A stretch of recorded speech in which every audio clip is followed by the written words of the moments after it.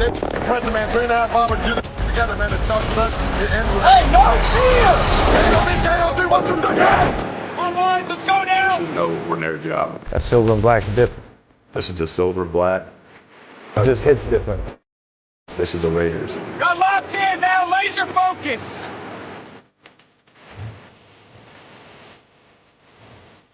Hey, this could get interesting.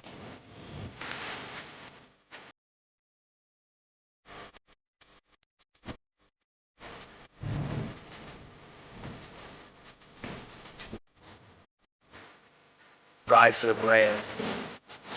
The greatness of the Raiders lies in its future. May the best is yet to come. I'm officially a Raider. I'm excited to be humble and hungry and get to work.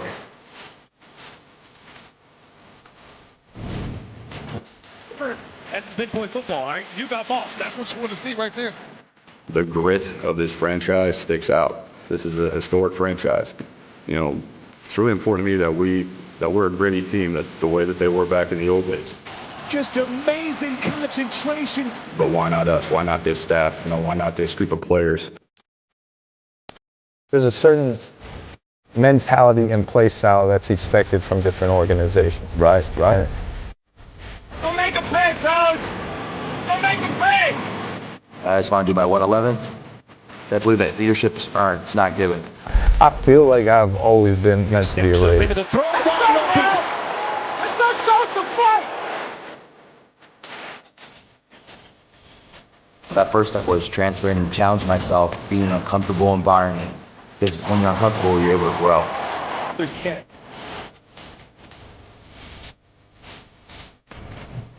It's the motto of the Raiders. Once a Raider, always a Raider.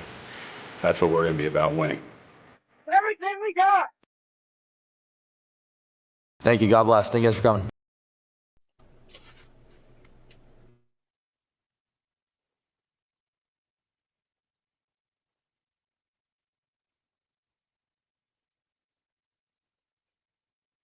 That was fire.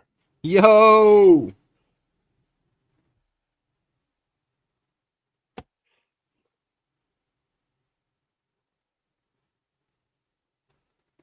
Sick intro. Welcome. What's good, everybody? You had me on mute and everything. You tried to play me, JD, but here we go. You say you wear the Raiders on your sleeve. You say you bleed silver and black. But when the pressure hits, do you stand your ground or do you run? If you've got what it takes, step into the arena and show us. This is fight or flight with Black the quarterback. Fight or flight.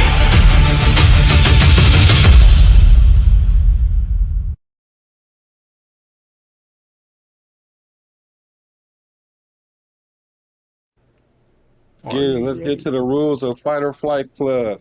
That was made by JD Raider First Down. Thank you, sir. But let's get to these rules to Fight or Flight Club. Rule number 1, you do talk about Fight or Flight Club. Rule number 2 is you absolutely talk about Fight or Flight Club. Rule 3 is if someone says flight, taps out, the fight is over. Rule 4 is only 2 people in the fight unless specified. You know, somebody might want to go 1v3 and test their skills. So it's one fight at a time, so no multi-arguments going on. No ad hominem attacks. Attack the point, not the person. If this is your first night at Fight or Flight Club, you have to fight. And most of all, number 8 is respect is a must. Yes, sir. Welcome to Fight or Flight Club, brought to you by Business Decision Sports. The stage is set. The debate topics is locked in, and it's time to see who's gonna stand their ground and see who get ran off this panel. So let's introduce the combatants. Let's get to it. Let me see. I see my man's right here. Those intros were fire, both of them. Here I am, JD's Raiders First Downs, proud employee of the 401_Raider_Jeff production company. Salute to the Raider Nation. Let's have some fun with this Fight or Flight Club. See what people got. Sir. Raider Nation, Jason, man, what's up, man? Repping that Bay.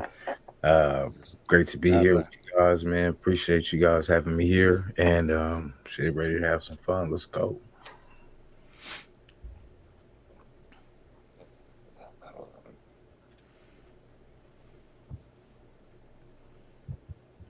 You got the extra Bay love. What's good, man? It's a bit Raider. You know what it is, the bad guy, Raider Nation. You know, the truth teller, soothsayer, all that good stuff. You know what I do. Let's get this cracking. I think you messed up. You might want to say that one more time. I want you to be clear. Oh, for sure. Y'all know what it is, man. The severe Raider. You know, the bad guy, Raider Nation, the truth teller, the soothsayer. Keep it 100. Y'all know how I get down, man. Y'all done seen me, so let's get it popping. Hey, y'all know who it is, Raider Twan and the congregation. Yes, the chaplain of the nation, also here to give you some of that Raider gospel.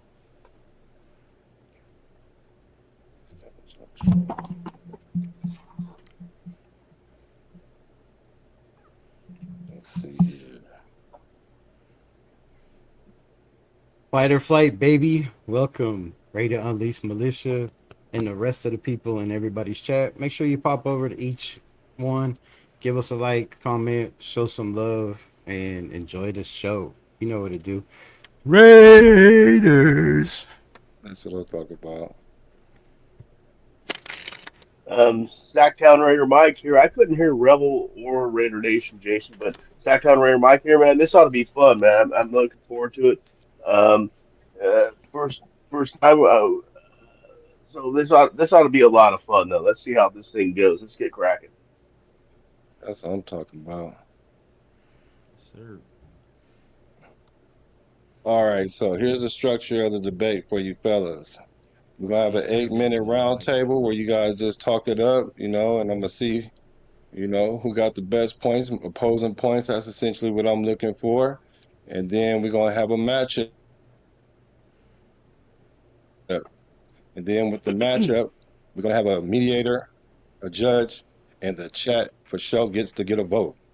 So it's a best 2 out of 3 system. You guys will have an opening argument where you get 2 minutes apiece, and then you'll have the cross. That's 10 minutes, 10-minute conversations. I'll go over the rules when we get there. The closing is 3 minutes each, and then we will have a verdict, 2 out of 3 systems that I mentioned already, y'all. So let's take a look at the chat before we get popping, because I want to thank all you guys for popping up on this good old Friday. Salute to the Let's chat. see. Chat A lot of lives people, matter, baby. yeah, chat lives matter for sure. There's a lot of people. So shout out to y'all. I can't even go through it, but let's get to it. So let me start. Let me see. First topic. Let me see. Raider Twine, pick a number between 1, 2, and 3. 2. Technically, 2. it's between 1 and 2. Yeah. Right. Good choice. Good choice. All right. Here's the first question for you gentlemen. Here's a question.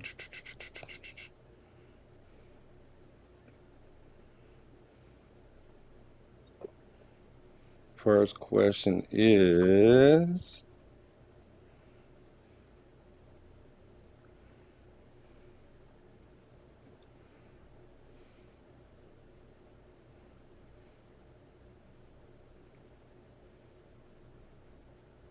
you lose points for that. All right. I'm just gonna throw the general topic and you guys run with it. You see it right there at the bottom. Was it time to move on from Derek Carr?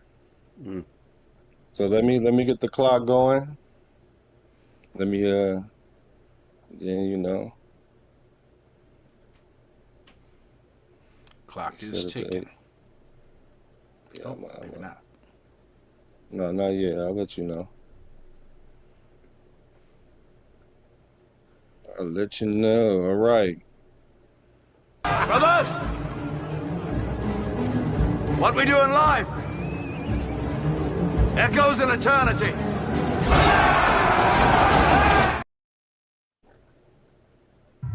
T-minus 8 minutes. Go ahead. Who's stepping on the dance floor? Music's playing. Anybody goes or what? Yes. Yeah, go. Well, I'll start it off. Yes, It was time to move on from Derek. it was time to move on from Derek Carr. I think it sold its course.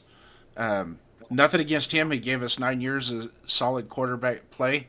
I wish it could have been built a little bit better around him to maybe make the team as a whole that much better, because I thought as a stand-in quarterback he was sufficient. He did a really good job. Sometimes he played at a Pro Bowl level, and sometimes he played like he was in Division III college football. A lot of ups and downs. No shame on him changing coaches every 5 weeks, I'm embellishing that a little bit just for context. Is he's having to switch from offensive coordinators to offensive coordinators and head coaches to head coaches. He never really got a chance to settle down. I thought his best time was at first with Jack Del Rio, but from a statistical standpoint, the second going into the third year with John Gruden, you really started to see what the potential was. But we didn't have a team built around him. Yes, it was a good idea letting him go. Problem is, we didn't have a plan. There was no plan in place to fill in for him, to come back behind him, and that's why we're in the position we're in now. Yeah, man, I agree. I agree with JD. I mean, as he said, the relationship had kind of run its course. What's the old saying? The definition of doing the same thing over and over again and expecting a different result is called what? Insanity. No, it's called being a Raiders fan. No, same thing. Derek Carr.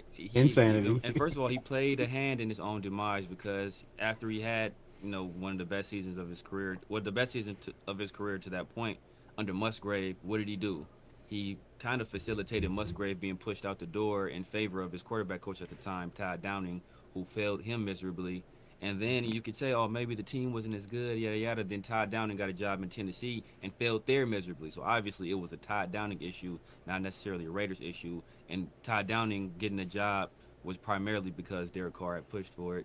And then even, when he had the best time of his career, in JD's opinion, under Gruden, what was the controversy back then during Gruden's time?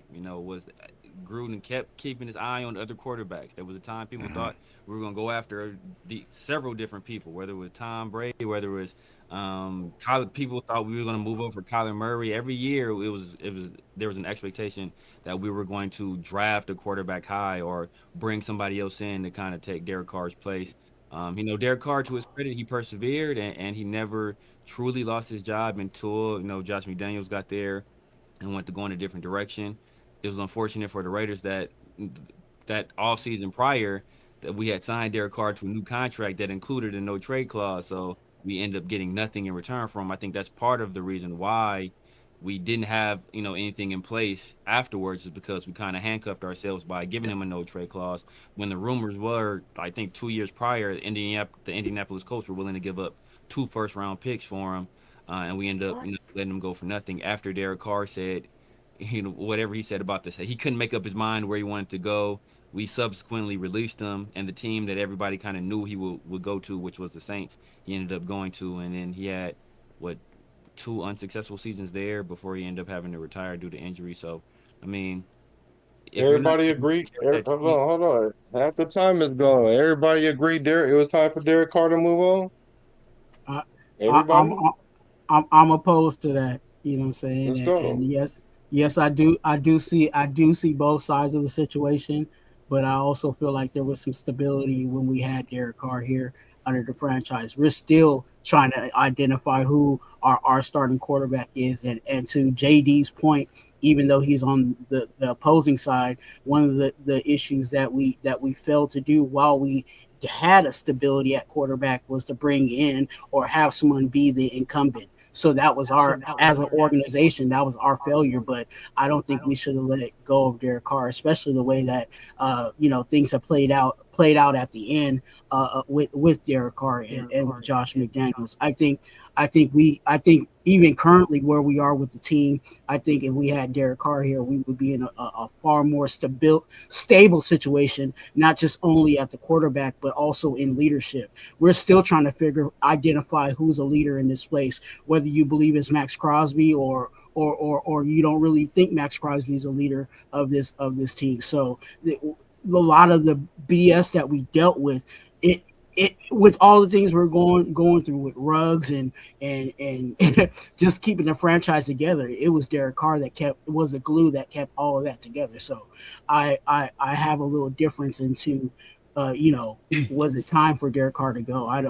I think it was getting close for Derek Carr to go, but I felt like we should have had his Fernando Mendoza. Don't use all your bullets. Don't use all your bullets, because you might have to go a whole fight. This is just a little, Anybody else opposed? I'm opposed. I was opposed to it just mainly for the fact. I mean, did he run his course?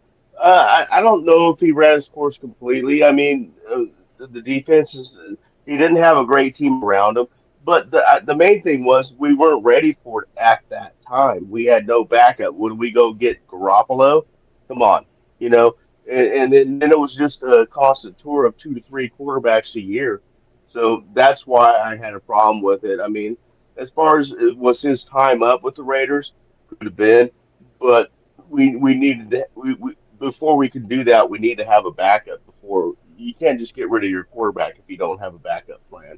You don't have somebody already on the team that could take his place, and we did not at that time.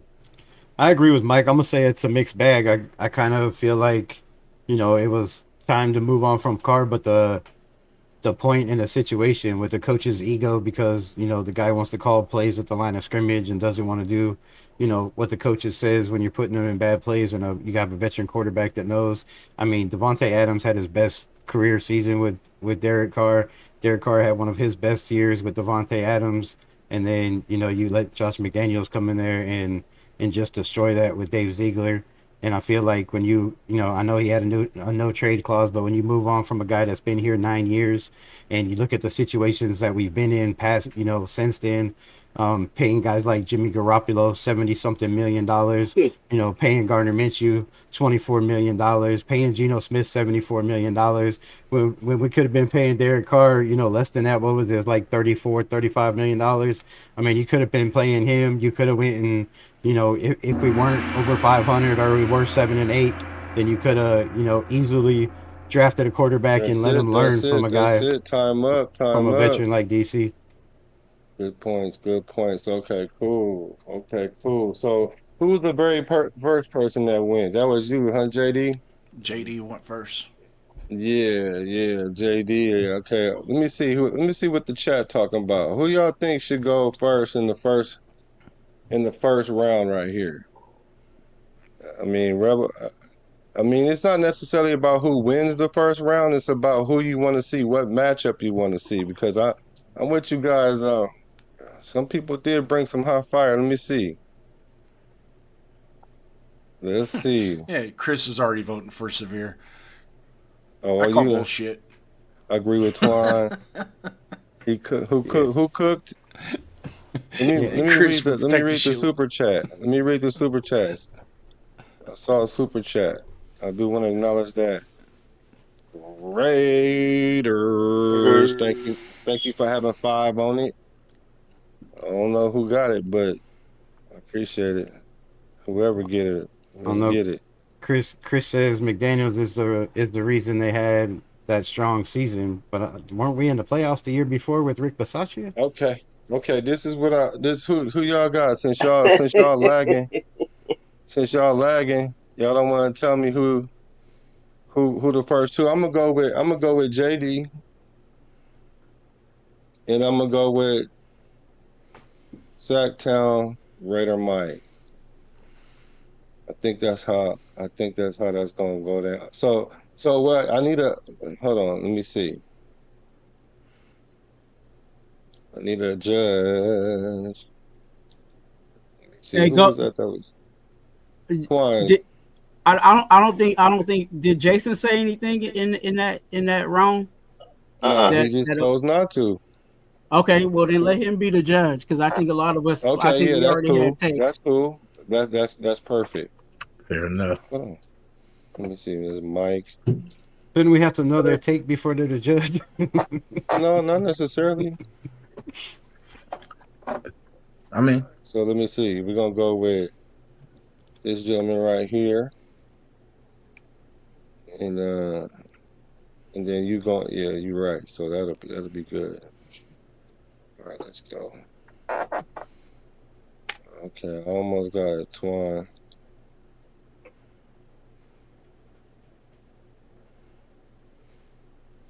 Gotta change with Twan. Yo, I You gotta want me to get get out? this. Nah, just chill out. I gotta wiggle my way through it. All right, let's get it. All right, here we go. All right, so these are the rules, man. These are the rules. Yeah, now y'all should pay attention to see who wins what now, y'all. Now is the time. So here's the rules for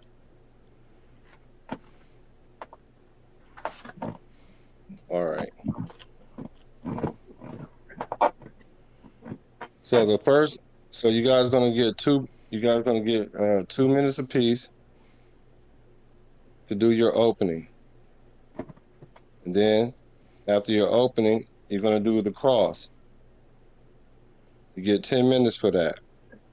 It's gonna be a ping pong style. Every question requires an answer. You cannot ask 3 questions in a row without the other person respond. When a person is answering a cross-examination question, they get a maximum of 30 seconds before the asking person is allowed to interrupt or move to the next point. Now, if a code red is called, that's when you jump in and do a little too much, you'll be put in the penalty box. If a debater repeatedly speaks over someone when they do not have control of the floor, the judge first warns and then will invoke a code red, mute it for 60 seconds.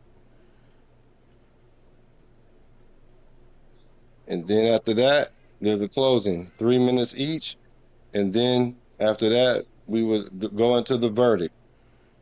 That's when I'll get a vote as a mediator, the judge will get a vote, and the audience, you definitely get a vote as well. So let's get to it. All right. Let me see. So judge, you get to choose who you want to go first. I'm gonna set the clock. Can you hear me? Yep, I got you. Can you guys hear me? Yeah, we hear you now. Yep. For sure. Let's just go left to right. We'll go JD. All right. JD. JD, your time starts now. What's the topic? Same topic? Same topic. Oh, so as I addressed it earlier, that the time that we had with Derek Carr was much appreciated, right? But it was about time to move on from him. We've clearly stated that there had to be a plan in place, and there wasn't. The regime that we had in place, they didn't know which hand was touching which hand, who was coming and who was going. It was a travesty that our franchise had to go through that, but we endure. So hopefully one day we can get out of that And I'm hoping that today is the day with this new regime that we shake off that funk and start to move in the right direction. I don't.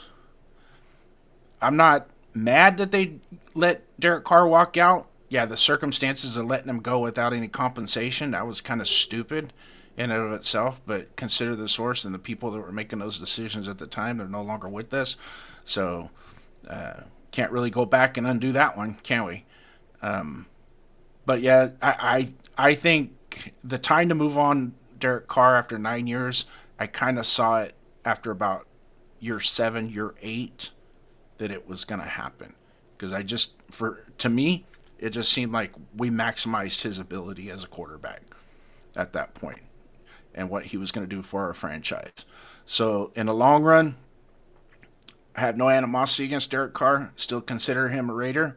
Appreciate what he did for us, but we had to move on. I mean, it was getting to that point. And likewise, we didn't have a team around him as well. It just didn't seem like, it just seemed like we were stuck in mud. Or as Severe said, you can finish your point. Or as Severe said, you know, if you do the same things and expect different results, you're just a Raider fan. So it's going to continue like that. So hopefully, knock on wood, this regime changes that. All right. You'll get 2 minutes as well, brother. And I'll when it gets to 10 seconds, I forgot to tell you, I should tell you when you have 10 seconds left so you have time to finish your point. All right. All right. You ready, Sacktown? Yes, sir. You representing the Bay Area and back down. So let's go. All right. All right, man. You know, I mean, Derek Carr, I love the guy, man. I love his brother. I love the fact, you know, his whole morals and all that stuff. Kind of like what we got going with Fernando now. You know, is he a better moral person than he is a quarterback? Maybe we don't know yet with Fernando, but Derek Carr turned out to be that. Was he a great quarterback? No. Was he a bad quarterback? No. But I mean, his path has run its time.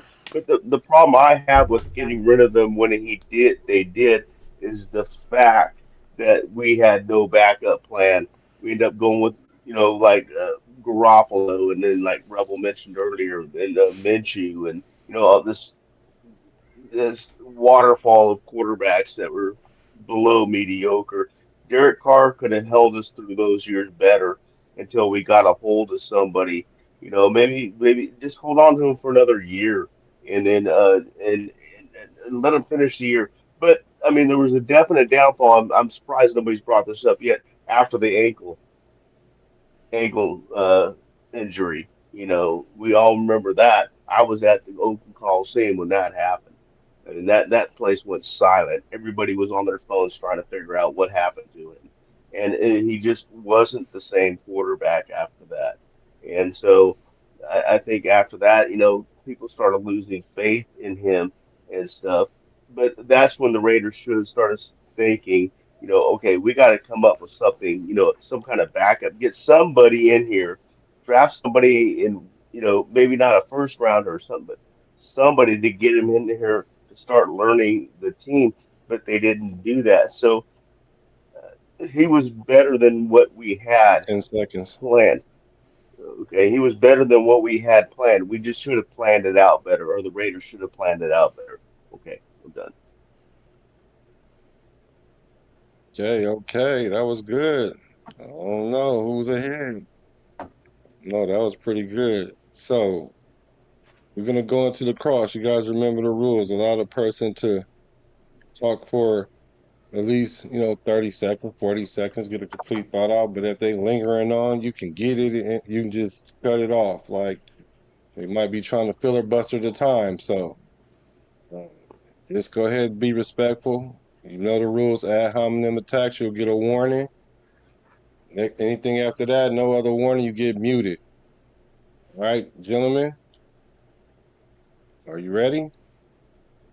Sure. Let's see. I'll let you know. Go. All right. Oh, you One go point I first. have with you, Sacktown, is everything kind of jives with what I was talking about earlier, and we're kind of on the same page, except for you had mentioned something about give him one more year. Then is it going to be one more year, and then one more year, and then one more year? Because then we're just dragging the inevitable along.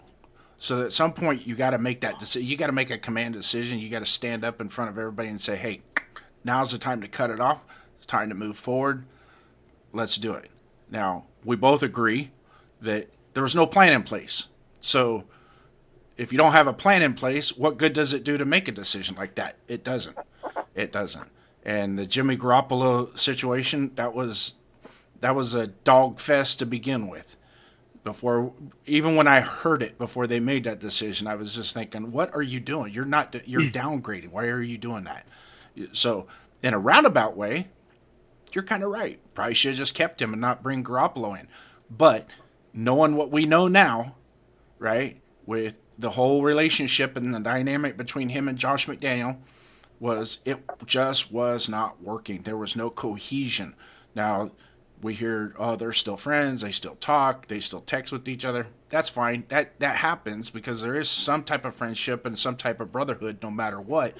But at what point do we realize that there was no cohesion between the two of them, between the lines on game day or even during practice for that matter?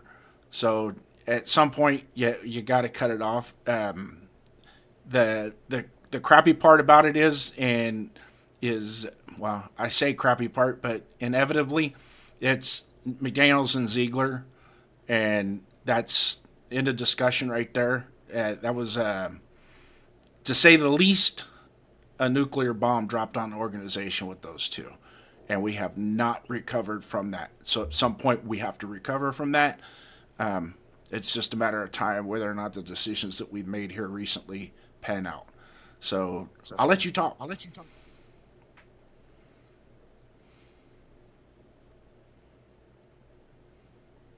Mike, you there? Oh yeah, I didn't know. I didn't know if he was done yet. Um, no, I see what you're saying about keeping them year after year, and then what happens next year, then what happens. No, they needed it. Okay, they finally decided. Okay, we don't want him. We're going to sit him on the bench for the last couple games. Okay, now from that point, you have 1 year to figure out what you're going to do, and then get rid of him year after year after year. That's what we were doing before that. So no, that's not what I meant to say. Maybe I didn't clarify myself enough. I said keep him for just a year, and then come up with a plan. Then you have a whole year to, like, maybe get a free agent, maybe get a UDFA, maybe get a draft somebody. Maybe not so much in the first round or second round. Maybe get some, like, Derek Carr. What did he get drafted? Fourth round, I believe. So or no, he was second round. I'm sorry, Matt, that was fourth. But anyway, but get somebody in the draft. But no, not definitely not keep him year after year after year. Just get the 1 year to get some kind of plan, because they went into a bum rush after they got rid of Derek Carr, and then we ended up with people like Garoppolo, and then Minshew, and then our savior and grace, Geno Smith. You know, it's just ridiculous. They could have done that in 1 year. They could have found somebody in free agency or something, because you know, but no, not year after year after year. I'm good. That's all So I I just wanted got to a say. question because it popped up in the chat. Do I sound like I'm not standing firm on that it was the right decision to let him go? Because I seem like it might not sound convincing the way I say it, but absolutely it was the right time to let him go. At some point, we already maximized what we were going to get out of him. I didn't see any growth whatsoever in our whole organization or as a football team by keeping him on the roster, and by them benching him the last two games. I believe that was more had to do with the contractual issues as well. Hmm. That if he was to get hurt in any of those last two games, then he was Right. going to get paid a buttload of money and guarantees for the next year. So that in and of itself kind of sped up the process of showing him the door. Um, I really don't like the way it happened in that respect, but you know what? NFL's a business, and it also stands not for long. So if you don't hold your end of the bargain, gotta go, right? He was getting paid a lot of money to lead a franchise, to be a stellar top 10. He get top 10 money to be a top 10 quarterback, and it just wasn't happening. And I know somebody out there is going to peel back at ESPN stats. That's okay. That's fine if you want to do that. But you know, and I know we all watch the same freaking games, and just with our own eyes, what we can see, that it just was not happening. Hell, they couldn't even cross the 50-yard line against the Saints. Come on. We couldn't even cross the 50-yard line against the Saints. What do you say about... We couldn't even cross the 50-yard line against JD, can you hear me? Yeah, I got you. Can you hear me? So what do you say about they forget that it was a good business decision for them to get rid of him before the bonus kicked in. But what about the lack of planning of having a quarterback, which left us in this limbo? That's absolutely correct. I mean, I believe I stated that when I first spoke, that there was no plan in place, for one. And number two, there was no, and not to his downfall, I don't think we really built a team around him to be successful as well either. So I'm just adding that into that point, okay? But to be in the long shot, that there was no plan in place when they let him out the door. But I also thought too, and the writing was on the wall when we hired Josh McDaniels, but sometime he was going to get his creepy little hands out there and try and get his little Jimmy boy to come in here and play quarterback for us, and that was a disaster. Thank you very much. Very much. Yeah, I think it sounds to me like we're all kind of agreeing. I mean, I know this is just between me and JD on this round, but the previous round, we all kind of said the same thing. Yeah, it might have been time to go, but we just weren't ready for it at that time. I think we all, and correct me if I'm wrong, anybody, if I'm misquoting you, but it sounds to me like that's what we're all kind of saying. Yeah. Even though it's just me and you on the dance floor right now, I'm sure the other guys can nod in accordance that that's actually what happened. It Mike, probably wasn't the right way. We didn't have a plan.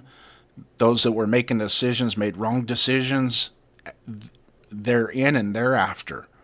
So it just snowballed from there. Yeah, so Mike, you made a point that they didn't have a succession plan, but you think so? But are you saying you agree that it may have been the time to go if they would have had a succession plan?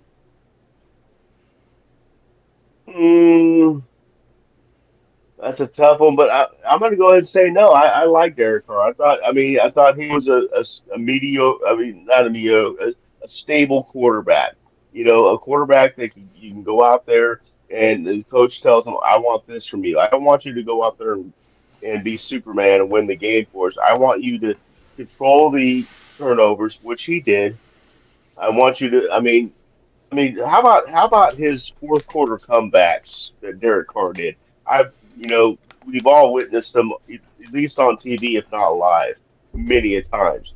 These fourth quarter heroic comebacks, and that's just because the team wasn't in a situation during the game, and he had to pull out something out of his to to win the game, and he did that, and he did that several times. So I was fine with what he was at right until we figured out something. Yes, I think we should have kept him. You sticking with that motherfucker? You know what? You know what?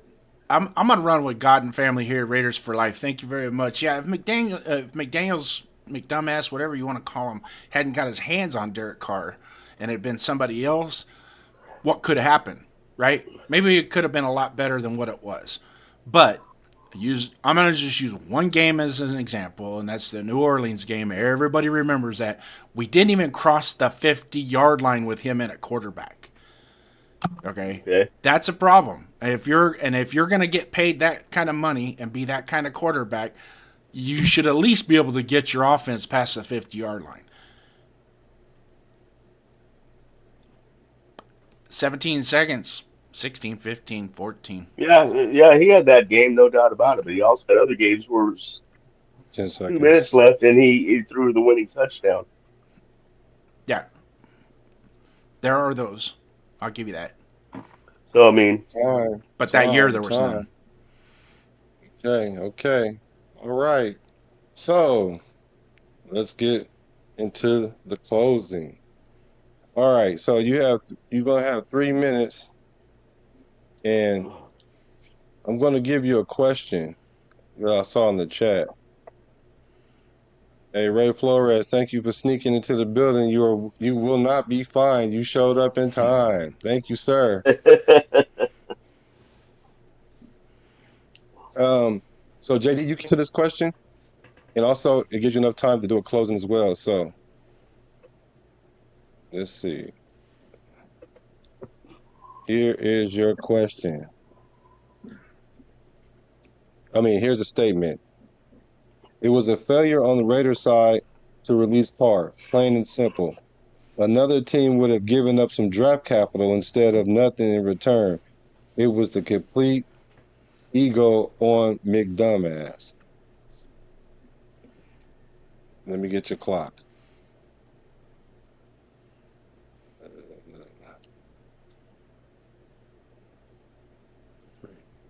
Your 3 minutes starts now. In a roundabout way, it was a failure for the Raiders to release Carr in the way that they did, and having that kind of offer for a trade, absolutely. And why is that? Because just like is indicated in this comment, and we all know he had a huge ego, and he was not going to let that supersede his decisions. It was his way or no way.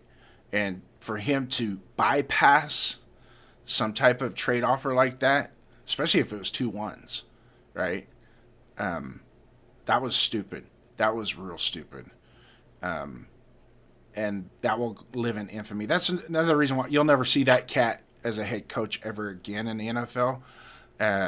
And most likely, depending on how New England does this year, I wouldn't be surprised if he gets shown the door in New England anytime soon. So,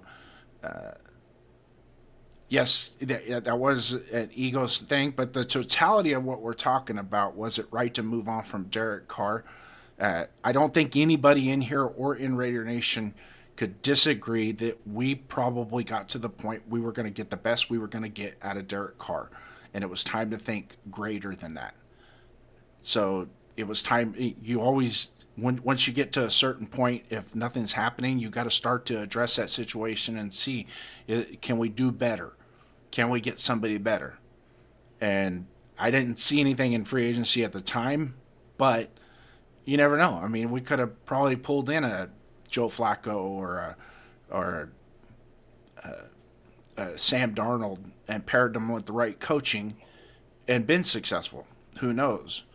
I think this going out and getting Josh McDaniels and Dave Ziegler was a bad decision. And that decision, and I know why Mr. Davis or Mark Davis made that decision.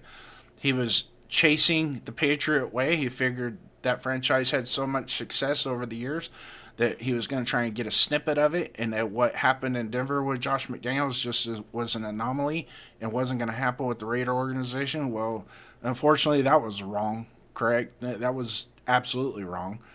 And we knew that. Once you saw the press conferences of him being introduced with him and Ziegler, it was, you knew that there was going to be some severe pain in trying to put a successful team together and bring it out week in and week out and be successful and be somebody we could be proud 10 seconds. of. So, in the long run, it was right to move on from him, but I'm gonna full punch say we did it it was done the wrong way. Time. Perfect time.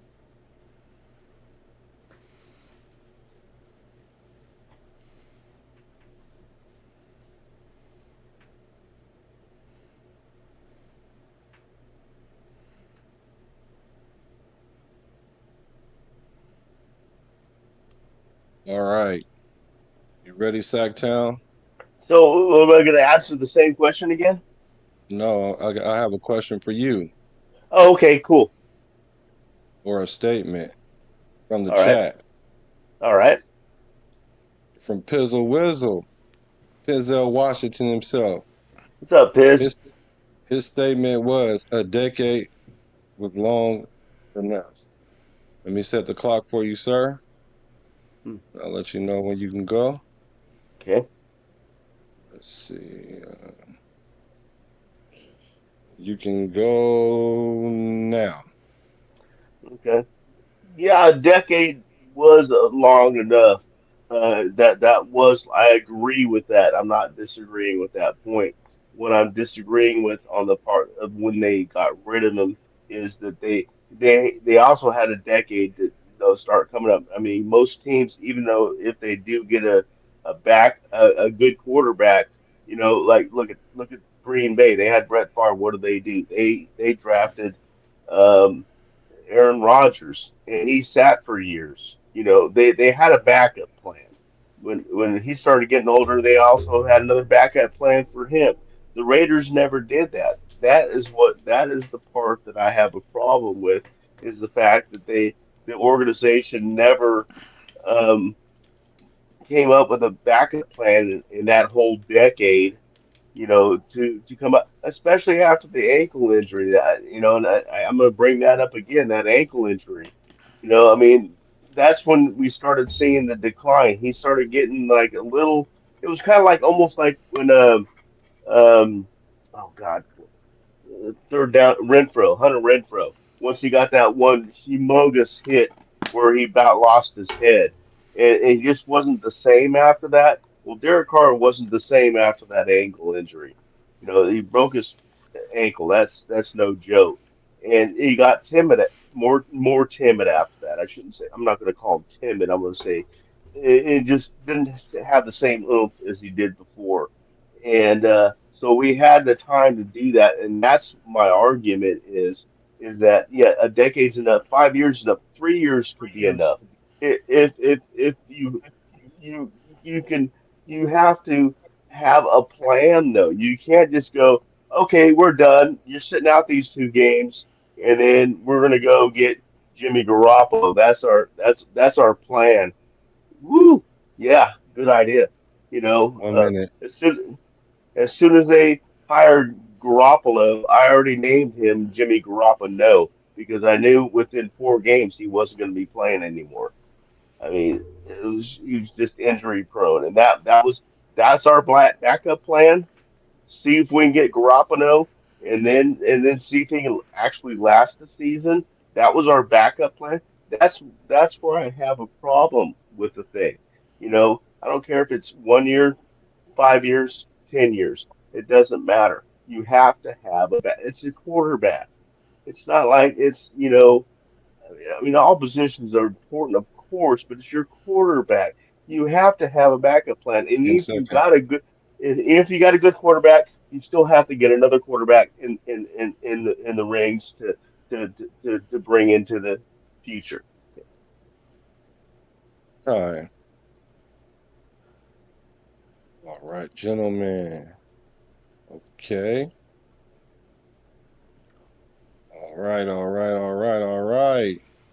So the first round, the inaugural fight, starting off with the DC conversation. All right, chat, it's y'all time to let me know who do y'all think became victorious in that round right there, that first round. Let's see. I'm looking for names. I gotta see. It's either JE in the chat or it's Sack in the chat. Well, Sacktown. Just put that. Okay, yeah. Good job, Sacktown. Yeah, let's see. Well, JD voted for me. JD voted for me. Damn. You kicked my ass in that debate. I'm looking at the chat. Let's see what's the chat talking. Old man got beat by an older man. This is a very good one. Too. It's a good starting point. Yeah. Bizzle say Sacktown. This was a good match. Oh, interesting. Okay. Well, it looks like the chat If you wrote Sacktown in the chat, I think it'll go to other people. You see how all Cool. three of those, like JD, you, and Pizzle, all say the Yeah, I'm same not thing. looking at that. Yeah, whoever's I guess if, I'm not typing in the chat, so if it's one of us, I guess, or It whatever. I was don't me. even know how mine.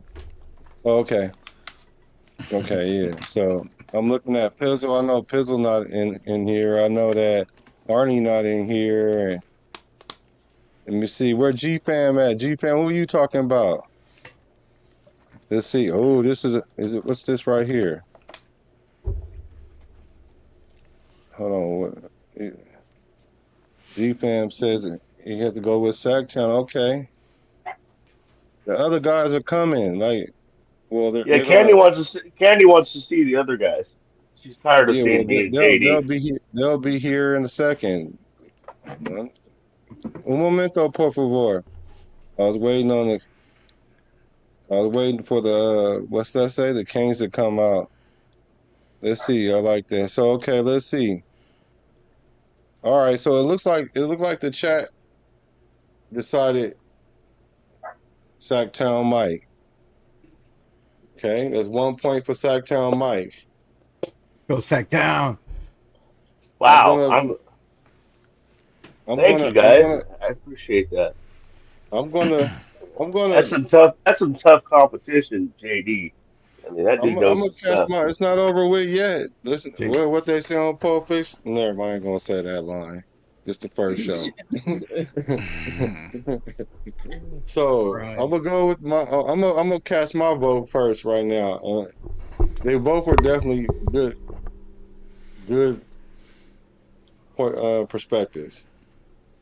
Um, I think one perspective was a little bit better than the other for the simple fact that it almost seemed like an agreement, and the agreement that was seemingly to be agreed upon was JD's. So my vote's going to go for JD. So that's going to All right. go 1 point, 1 point.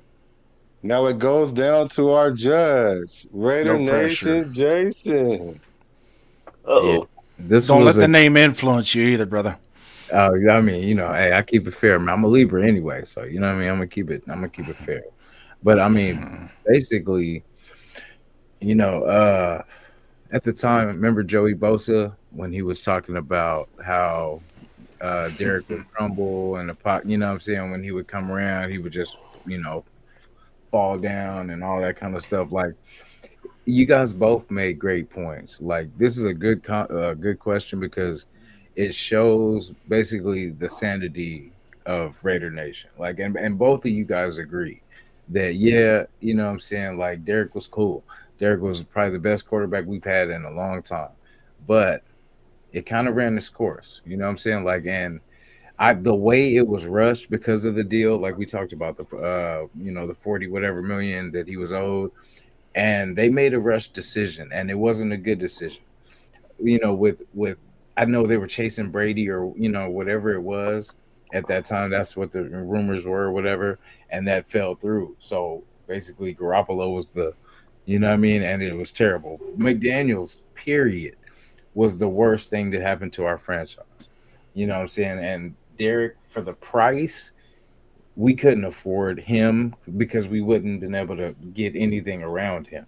But we didn't have a plan at all. So, and I felt like Mike, you really agreed with Jake, you know what I'm saying? Like, so I feel you kind of lean more on JD's side, so I gotta take JD's side too. Okay. Fair enough. Man, very You good first one. great points though, great Very. points. You know what I mean? Like, but I mean, I'm a little biased too because I felt like it was time to move on too. So you know what I'm saying? All right, JD, take your mini victory lap. Well, first of all, I'm not going to dance on the man because I have a lot of respect and he's a really good friend. For Sacktown sure. Mike, we have a lot of good discussions. We had one today on the telephone, as a matter of fact. But this question in and of itself, and everybody else is waiting to get back into the arena here, could probably agree. Just this question in and of itself, 98% of what we're all going to say is probably going to be the exact same thing. There's going to be little tidbits in and out that somebody can interject to add to it. Sacktown Mike, kudos to you, brother, for bringing up the snap twig in the Colts game and how that had affected him, because it was obvious the next couple of years that he was very skittish in the pocket. A couple times he sacked himself, just like Joey Bosa said in the press conference, and we saw it. It was like he curled up in a ball, and it's like nobody's around. What are you doing? So he was a little bit skittish, and to the point as well, it wasn't just the ankle, it was also the back injury he suffered against Denver that caused him to have that skittish moment as well. If you guys remember, he broke his back getting sacked against Denver. So kudos to you, brother, for bringing that up. And I totally didn't really harp on it. That's the reason why we were moving on from him. Most of it had to do with the fact that there was money involved. Two, there was stupid people making decisions, and then there was no relevant plan whatsoever to move off from him. So that's what cost us, excuse me, as a franchise. Thank you, guys. Let's do this. Let's get back into the arena. Fight. Let's go. Hey, I feel like to lose to Jason Downs is not a loss. I mean that at least I got a vote from the chat, so I'm happy with. I'll take that in a heartbeat. I voted for you too. You guys are both winners, right? I wouldn't mind losing to anybody in this. I mean, this is I'm gonna look at this panel going, look at Severe, look at Rebel, look at Jason, the other Jason, Juan.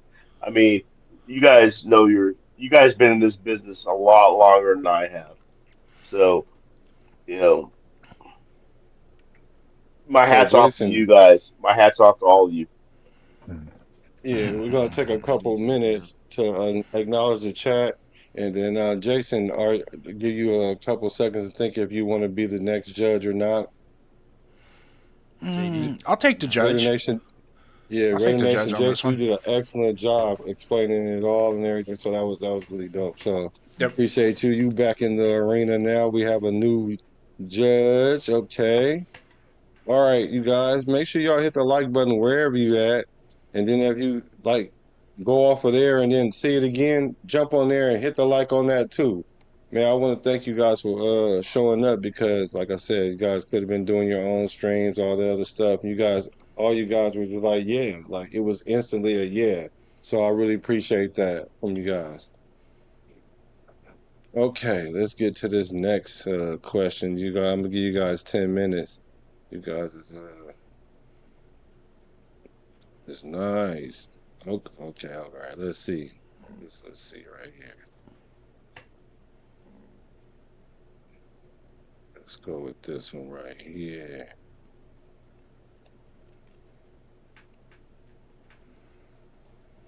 All right. Let's warm it up. Let's go to. Should we start Kirk Cousins week 1? Everybody talk about this. This is ad litem conversation, but we never know what each other's saying, but we about to find out tonight. Start Kirk Cousins week 1. So let me get the clock. Give you guys 10 minutes. Oh, they're all right. Chomping at the bit. All right, go ahead. I'm going to start because I'm chomping at the bit.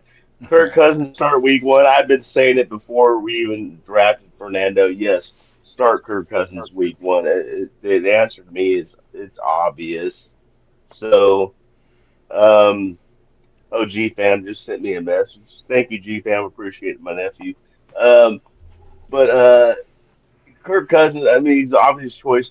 Not only do the coaches think that Fernando's not ready yet, Fernando himself said he is not ready yet. He said it himself. So, I mean, come on.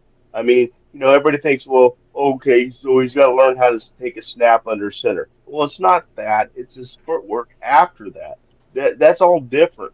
It's from the shotgun, going under center, and the steps back. They have the timing to line up with the receivers and when they're going to be open. He's not ready yet, and it's taking time. Are they happy with his progress? Yes, he's happy with his progress. Is he ready yet? No. So definitely 100%, in my opinion, definitely Kirk Cousins should be the starter in week 1. So my thing with this, right? Like I see, I definitely see that point too. It's one of those ones that we look at how other teams do their first round picks and all that kind of stuff too, but our team is different. We are always different than how everyone else does everything. But how our team is built right now, we're coming off being pretty much the worst team in the NFL. So I feel like we've added so many a center, all these different additions. Why not now? Why not throw him in the mix now? Because everybody's new here. So why not let everybody learn together? You know what I'm saying? If he's gonna be the future, let's treat him like the future. And like say if something goes wrong, Kirk can come in and just keep us afloat.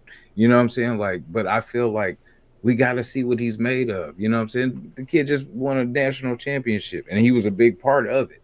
You know what I'm saying? So like it's not like he's scared of it. You know what I'm saying? Like the kid can ball. And I mean, if he's truly not ready, I mean, I'm looking at it like somebody's making a mistake or somebody didn't do the due diligence of figuring out, okay, if he's not ready, we could have traded back. We could have did so much with, you know what I'm saying? Like if for somebody that wasn't ready, did we make the right choice at number one? You know what I'm saying? Like, so I don't know. It's I would like to see him, because I feel like that's what Answer the that staff's question. supposed to do is get him ready. You know what I'm saying? Like if that's what the staff is supposed to do is put everything into him to get him ready for the season. Of course, he's not going to be ready now. You know what I mean? But get him ready. That's what they pay you guys for. And I mean, Kirk, I see that side of it too. You know what I'm saying? But it's you want to build the confidence of the kid. He's a humble kid, so he's probably not going to take it personal. And but I know, if it was me, my plan was probably to start. So I'm gonna do everything in my power to, you know what I mean? But if it's already predetermined, you know what I'm saying? I just don't like that. I like that if it's a fair shot of whoever, like they say, whoever's the best person, but it feels a little predetermined right now that Kirk's gonna, you know what I'm saying? So that's kind of where I feel. Anybody else Good want to come point. up on that? Because I mean, That was a it good was. point, Jason. Yeah, you too, brother. I mean, it was predetermined because in So the your offseason. mic is low. That's why I Can, turned it can you up. hear Can me? you turn it up on your end? Me? Can you hear me better? Yeah. No, a Hear me little better now? more. A little more? More. Better? still kind Chad, of is low. that better? Still It's low? still kind of low. I Still can hear kind him of Yeah, low. just you're fine. low. I got it. I got the auto adjust on. Let me see if I can just Yeah, turn lower that the off and volume then a little bit. turn it. Yeah, because I have to turn it off, and I'll give you guys extra time. Check. Better. Hold on, Yeah. let me do Right. it. Use Better. your Good. outdoor voice. Solid. And I won't be Yeah, here you yelling. good. No, So you good. You yeah, good. man.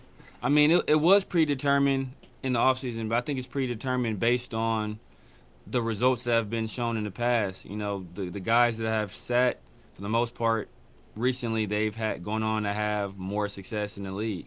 Whether that was Pat, you look at Jordan Love, Aaron Rodgers, like Brett Favre, Tom Brady is like he went through that experience himself, so he kind of knows how that helped him develop and his ability to just slow down and watch and observe and adjust to the NFL game before he was thrown out there. Mendoza came from a college system that was heavy RPO based. He didn't go from under center. It was a very simplistic read system where it was two reads and a check down. The coach himself said on national TV, that's what they do. Two reads and then check the ball down. And then you ask Kirk. I mean, I think at one point, just recently they asked Kirk Signetti about, about Fernando Mendoza, and he said, oh, he talked about how he learned so many things from Fernando Mendoza, and then they asked him, oh, well, what was something you learned? And he had to pause for like 5 seconds. Then he made because Sorry. Fernando Mendoza was a product of Kurt Signetti, not the opposite way around. That team had damn near just as much success the year before with Curtis Work, and they only lost 2 games that year, and they lost to the 2 teams that were in a national championship, And that was their first year. That was Kurt Signetti's first year playing Power 5 football with a whole bunch of transfers from James Madison, which was their first year playing Power 5 football. So this second year, once they were adjusted, obviously they're a much better team. Is Fernando Mendoza a better quarterback than Curtis Work? Yeah, I believe so. But is he ready right now to be an NFL starting quarterback? No. And you look at the amount of turnovers and inconsistent play that he's had in this training camp so far, I think that kind of shows, right? Even the stuff he can't control, which is taking the snap from center, throwing accurate passes that are on time. Really, the reason that he's had good days has been because of Malik Benson. And you can really point to the fact that our secondary depth is questionable at best. So he's been picking on, he got a guy that's an elite athlete in Malik Benson, and he's picking on some of the weaker secondary members on that second unit. So, I mean, even if it was a competition, an open competition, Kirk Cousins is handily beating him already. And the fact that the coaching staff and the GM and the pseudo vice president of football operations and Tom Brady all want him to sit, I think obviously the right decision is for him to sit. Ready, Twan, get in there. Don't use all your bullets in this round. You know what? I'm so glad that I'm sharing the panel with people that ain't Nando-sexuals. I'm just so happy to hear that. Everybody in here is on board with Kirk Cousins being the starter of this team. Again, Nando-sexuals have run wild like cockroaches. You know what I'm saying? They have been coming out of their roach motels. You know what I'm saying? And I'm glad that I'm at least sharing this space with people that ain't Nando-sexuals. Now, in regards to Kirk Cousins, there's a whole lot of things that, we all kind of know, for those that are really diving into, what this organization is trying to do. There's some things that Kirk Cousins is doing for this team, for our future. Can I say that Mendoza is a starter? Is Mendoza the franchise guy? Absolutely. But right now we're in a position where Kirk Cousins is putting it together while Mendoza gets it together. And that's the system that we have right now. So anybody that's trying to rush this guy out there, that he has clearly said that he's not ready. He said he doesn't know the protections. You know what I'm saying? There's reports out there that he doesn't have happy feet, but his feet is getting tied up when he's dropping back. We don't need to have those issues in regards to our starting quarterback going out there, especially because we have the benefit of not only just one starter, but let's throw ALC out there as someone that can possibly hold some things together until Mendoza gets it together. So I'm all for Kirk Cousins. I'm not saying that Kirk Cousins is the best quarterback in the world, but again, the purpose of Kirk Cousins is for him to keep it together while Mendoza gets it together, and that's what's cooking in regards to the Las Vegas Raiders. So the quick set that I'm gonna pile in here real quick, and I'll give Rebel some time. I guess you were gonna add time anyways for this, but to give a quick set, there's more to it than just Fernando and Kirk Cousins. Okay, this decision, and I agree with this decision, is, let's say, for example, we had an incumbent head coach. Let's say Kubiak was here last year. He's the incumbent head coach. The staff is all incumbent, or at least 80% of it is. Then, yeah, I would say you should start the first pick because everything else is in place. The offense is in place. You got your offensive line already knows how to execute your offense. Your running back knows how to execute your offense. Your tight ends, your wide receivers, so on and so forth. But since it's all new to everybody except Kirk Cousins, who's already ran this type of offense many a times, then it only makes sense to plug him in and let the other guys grow into the offensive scheme. It makes total sense to do that. And then in the meantime, just like, and you guys are absolutely right, Fernando sexuals, whatever you want to call us, I don't give a shit, is, yeah, he didn't take a snap under center. Who gives a fuck? I don't. Yeah, he ran RPOs. I don't care. There's not a whole lot of kids coming out of college that are running pro-style offenses, and if they do, they're doing it on a team that's built already. So let him get his feet underneath him. We're 6 practices in. There's no reason to be hysterical and upset that, no, they're going to start, they should just start this guy. There's a plan in place. And if they stick to that plan and the plan works, obviously it's not so much the plan as it is the execution of that plan and the success that comes from it when you execute that plan. So if that's your plan, stick to it, run with it. Now, 3-5 games into the season, you feel like he's ready to go. The team is at a certain point altogether, and you feel like, hey, we need to get him some run so he can grow with the team. And we can now at this point we're already looking at 2027. 2026 Rebel, is just merely a wash. But if anybody else has got anything, go ahead. You're at it. Rebel, hop in there. I mean, I don't think it's really a question if he should start. I think it's already been predetermined that he is the starter. I don't think there's a competition.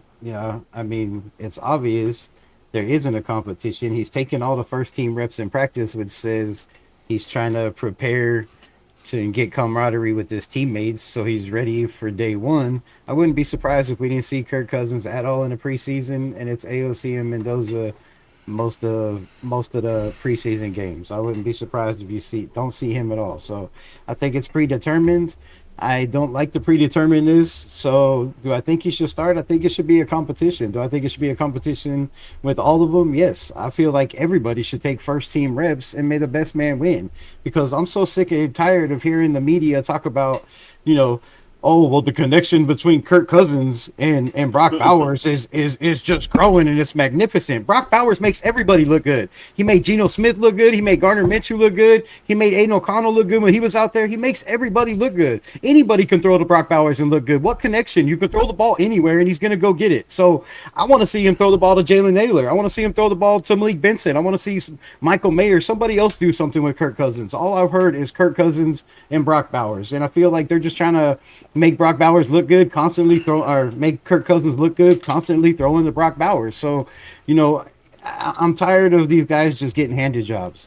You see how slow he is, which, that doesn't matter if our offensive line is good. But I feel like there should be a competition with all these guys. You drafted a guy number 1 overall. You got Carson Beck that just, played 3/4 of a preseason game yesterday, and obviously he's ready to go. He was a 3rd round pick, the guy that was facing Fernando Mendoza, and was probably a foot away from winning that game if he'd just put a little bit under it. Kind of like the pass that, almost got intercepted last night. He just got to put a little under it. So if Carson Beck is ready and our first overall pick is not ready to compete with a 39-year-old man in Kirk Cousins that is running probably a 5.2 40 and can get outran by, offensive linemen at this point, I think that's a bad look for us. The only way he's carving it up that we've heard has been in the red zone. I mean, come on, you're in the red zone, you're throwing to Brock Bowers. And if Brock Bowers is doubled, you're throwing to Jalen Naylor and Trey Tucker, or Genty out of the backfield. So I feel like there should be a competition. They told us there was going to be a competition. The best man would play, and we haven't seen anybody take first team reps but Kirk Cousins. And I just don't feel like this team is prepared to go out there and have something happen to Kirk Cousins, and nobody else is taking first team reps. And then what? You scrap the whole playbook. You go with 60% or 30% of our playbook and play Mendoza and put Malik Benson in as a starter. Like, what is the plan here? So, I guess start Kirk Cousins, but I want to see a carpet. I guess no, because I want to see a competition. I want to see everybody taking first team reps. I want to hear how Mendoza looks throwing to Brock Bowers, right? And AOC and even Jacob Clark, right? Because it just doesn't make sense that you constantly bring in a coach and he has his guy. You brought in Josh McDaniels, he got rid of DC for Stidham. He brings in his guy Jimmy Garoppolo. Then you have the general manager come in and Tom Telesco, and he brings in his guy and Gardner Minshew, and then you have Pete Carroll and he brings in his guy, Geno Smith, and now you have the same thing. There's no competition, but they're constantly telling us every single day on the platform to our face that there's a competition at every single position, but nobody's taking first team reps. Right time. Woohoo. Okay. That was could I rebut that for just a second? No. Okay, hold on, chat. Tell me who you guys want to see in it, and then you can go ahead and give me. Yeah, go ahead. I got my idea. We'll wait and see what the chat says for that. I got my idea. Chat. Who do you say, chat? Let's see. I'm gonna see if I'm gonna take you guys' opinion on this one. I think I know who I want to see on this one, though. Yeah, let's see. I better hurry up. Thank you. What's all is well over here? Thank you. Yeah, okay. I know who. Forget it. I know who it is. Oh, hold on. Let me go Ice back. Cube should buy the Raiders. Can I say who I want, or does it matter? Doesn't matter. Nah, cause Doesn't matter. Okay. nah, It's cause not me. I'm not saying it's me. My flight. Where's my flight boarding to? I'm gonna go I'm with taking Raider off. Twine with the Nando sexual, and I'm gonna go with Raider Nation Jason for his strong take. Like right now, what like we got the number one pick and all the trimmings. Why are we holding back? I think that's what most of the nation want to know. And so I'm gonna go with them to let me see. Let me Twine. Okay, I see how this works. Okay, cool. Yeah, I'm gonna go with them too. And so then by default, the next round will be Severe and Rebel. I got a question for y'all too. Like Mr. Miyagi.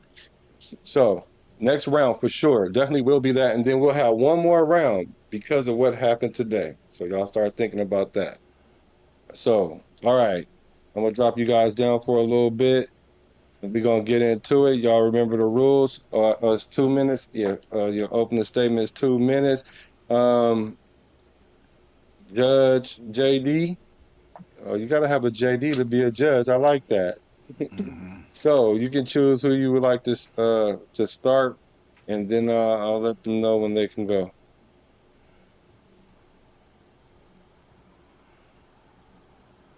Who are you choosing to go first? Let's go, Jason. Let's Okay, throw him Jason, up you'll there. go first, and He should then be he should be warmed up. And then in the cross, you will go first, Twan. When the cross start, you will go first. Okay? All right. Raider Nation, Jason, you have 2 minutes for your opening arguments. Start now. All right. We don't know how to have nice things, right? You know what I'm saying? It's been a long time since we've had, we're letting the Jamarcus Russell fiasco take over right now. You know what I'm saying? Like what happened to Tom Brady, that sucks. He had to wait till Drew Bledsoe got hurt to get in. Okay, damn, that sucks. But it worked out for you. But Fernando is not you. You know what I'm saying? Like you were you know what I'm saying? Like Mr. You know what I'm saying? You were a late pick. You know what I'm saying? So like it's a whole different thing. Like how we did this draft like was crazy because I feel like if he's not starting, like if he's not ready, then I feel like that's on the coaches for not putting the time in to get him ready. You know what I'm saying? Like I feel the only reason Kirk should really be in is if injury happens and somebody has to step in so we just don't lose it all. We could stay afloat. You know what I'm saying? I don't know. I just feel like if he wasn't ready, why did we draft him then? You know what I'm saying? That's what I don't get. Because I mean, it just doesn't make sense. Like in any other situation, he would start. But in our situation, you know what I mean? Because I mean, my thing is, are we making the playoffs this year? Like, is our team a playoff team? Because I can understand that. Like, if Kirk Cousins, we could plug Kirk in and then, still make the playoffs. But I mean, bro, like we were the worst team in the league last year. So I mean, everything we add is building to what we're trying to do in the future. So I mean, what is Kirk going to give us the last hurrah before Mendoza starts his? You know what I'm saying? Like I 10 don't seconds. I don't get that part of it because I mean, Kirk should be there to teach and to be like another QB coach. You know what I'm saying? To show him this is what you see here, this is what you do here. Get him ready. You know what I Time. mean? Well, All right. Strong open. Hold on, brother. Let me get your clock ready. Strong first. Twine ready, boy. Like a pit bull vicious. Strong first. Hold on, I gotta get the clock ready for you. Yeah, you definitely are a Watt Waller. Yeah, that chain like Yeah, so no, strong opening statements. All right, Twine, Raider Twine, you have 2 minutes. It starts now. Let me say this. Let me say this first. That Jason, this is not anything towards you. This is more towards the nandosexuals, and I know that you are not a part of the nandosexual community. But I do have to say that in regards to Kirk Cousins, I think that's exactly what Kirk Cousins is doing. Kirk Cousins is being that leader. Kirk Cousins is teaching this young quarterback what he's supposed to do.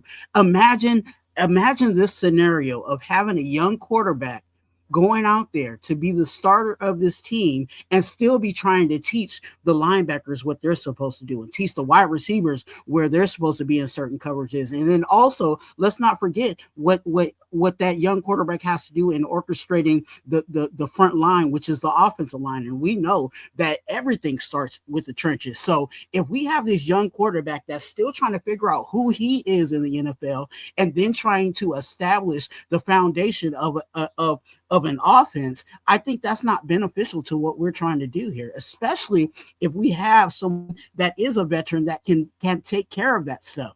Yeah, I understand the frustrations of him being the number one overall, and this is the same thing that I said in regards to all the nandosexuals out there. If you are under the belief that if we draft a player underall and he is the one that has to start, no ifs, ands, or buts, then we're in a situation where you have to say that our organization did not draft or shouldn't have drafted Mendoza first overall. So that's where the situation is. And then again, like I said in my other statement, there's other reports out there that he's not doing what he needs to do to get this offense down. So we have someone that's struggling to get the offense together, and we want this guy to prance his way out there and act like everything's going to be successful when this is the first year and the install of everything we're trying to do.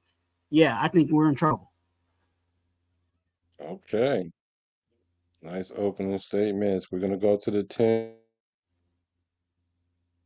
10-minute across the rules. You will be starting Twine, and you can either make a statement. If you do, if you can ask a question. If you ask the questions, allow him to answer the question. He does have 30 seconds to make a point. If you guys feel like you don't feel like hearing all them other points they making, you may jump in there. But I do like the way you guys been respecting each other's time. So let's find that fine line in there. So 10 minutes. Quan, you are first with the opening. Your So time starts in a second. Now. So my question to you, with all the factors that are involved, and let me just give you the factors just in case for those that are listening. He has said publicly that he's nowhere close to where he needs to be. He's also addressed that he's not fully aware or fully in control or knowing all the protections for the offensive line up front. And then even on top of that, one of the biggest issues was because we're in the West Coast offense, his footwork has been a trouble in camp.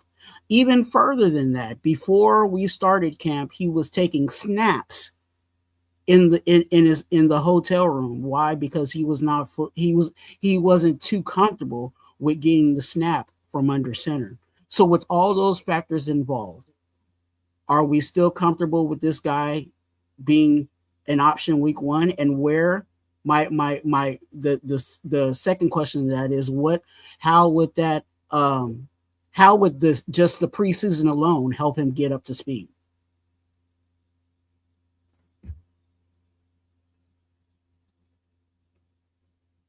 You're muted. For your first question, I would say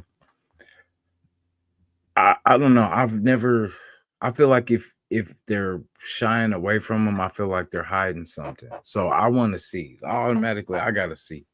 You know what I'm saying? Like, I want to see if we throw him in the fire, how will he come out? You know what I'm saying? And like right now, it's the best time. Like, you got Mahomes not at his best.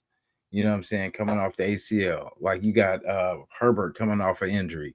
You got Bo Nix coming off an injury. So like right now is kind of a perfect time to kind of cruise until everybody gets right next year. You know what I'm saying? So like, I mean, if anything, this is the perfect year. Cause I mean, the reason why it shouldn't matter so much is that we're putting pressures on playoffs. Like in the back of our minds, people are playing 10, we're gonna get to the playoffs, but we got to realize where we are and what we have. Like we have to build his confidence. We got to get him ready. Like, yeah, he might not be ready right now, but I mean, if he's our future quarterback, I mean, how is not getting him time with the ones helping him? Putting him with like I remember we talked about this, Rebel and Chris. We talked about putting him with the threes. I'm like, how does that help him? And I get it, the time and all that kind of stuff, but he's playing with people that probably won't even make the team. You know what I'm saying? So like, why are you not putting him with the people that are actually on the team and seeing if he can stay with it? You know what I mean? Like, I don't get that. Like when I was a kid, when we used to play basketball, I don't get better by playing the younger kids down, at the school. I play the old, what I mean? You playing the older kids, the grown-ups, you know what I'm saying? And that's how you get better. You know what I mean? It's gonna be rougher, it's gonna be tougher, but I mean, you get better. You know what I'm saying? You learn from the pros, you know what I'm saying? Like I like, and it's not that I'm blind and I don't see why Kirk is starting, you know what I'm saying? Because I mean, for 1.3 or whatever we're paying him, it's a win-win regardless, you know what I'm saying? But I just feel like I would like to put more emphasis, like at the worst case where he's splitting with the ones, you know what I'm saying? Like getting Kirk, because what if Kirk goes down week 1? Like AOC got put in the game like that. You know what I'm saying? Like he wasn't ready and all that. I'm pretty sure he wasn't ready, but he got through into a situation and didn't do too bad. You know what I'm saying? Came out okay. So, you know what I mean? I believe that Mendoza could probably do the same. I mean, it's the best year to kind of really do it. Like I said, everybody's injured around, recovering.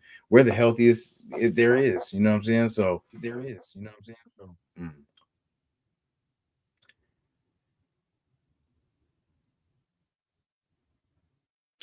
Twine. Yeah. Go I ahead. can. Okay. Yeah, you can stop him at any time, really, Okay. after 30 seconds or 1 point. Okay, well, and I still disagree with that because again, we're trying to establish this offense, especially on I could say the entire team, but we're talking more specifically offensively, and having a young quarterback out there that is having troubles, and we're trying to establish what we're trying to do offensively with our ones. You need to have the person that's going to be some stability there. We have a head coach, and yes, he's the de facto offensive coordinator, but having Kirk Cousins there, it kind of frees up, you know what I'm saying, Clint Kubiak from some of his duties and actually allowing for him to be a head coach. I think we're missing the fact that everybody on this team has to get this offense, you know what I'm saying, that is on the offensive side. And if Mendoza is can't get the 101 of how to be a quarterback, effectively getting the snap under center and getting the 3-step, the 5-step, and the 7-step down locked, then why are we wasting his time? Why are we wasting the other players' time when Mendoza needs to get that together? Like it's nice and lovely to say, oh yeah, we saw him play with the ones, and oh yeah, we got to see all that, but then that's also exposing him to things that he may not necessarily be fully ready for, and those are the things that they're trying to hold him to and hide from again the mass media and things. I mean, we can get a little information on here and there or how he did this, but then he bounced back and et cetera. But again, the whole reason why we brought in Kirk Cousins is because it goes back to what we had with Derek Carr, where we had a starting quarterback, but we didn't have anybody behind him as an incumbent. Well, guess what? We just hyperspeed that with Kirk Cousins being here as our starter, and then allowing our incumbent to be ready whenever that time is. And I'm glad that we're in a position where we don't have to rush that. But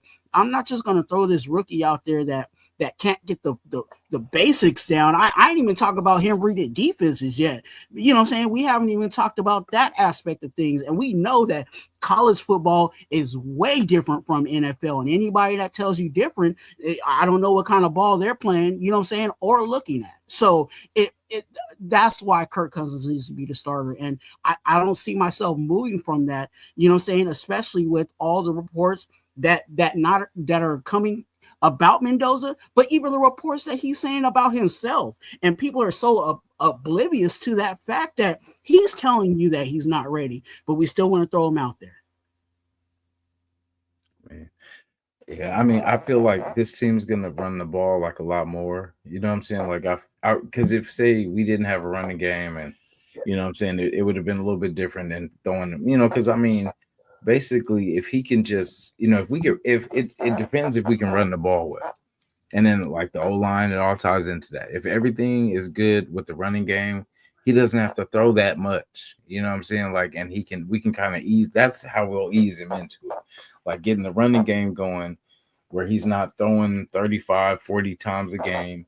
You know what I'm saying? We can get him just slowly, you know what I mean? I mean, that's what I'm saying. Like, I don't get where the pressure's coming in. Like, he's done this, you know what I'm saying? He's played football his whole, you know what I'm saying? Like, it's the only people So Jason, what's up? Which week do you bring in Mendoza if Kirk Cousins start? I mean,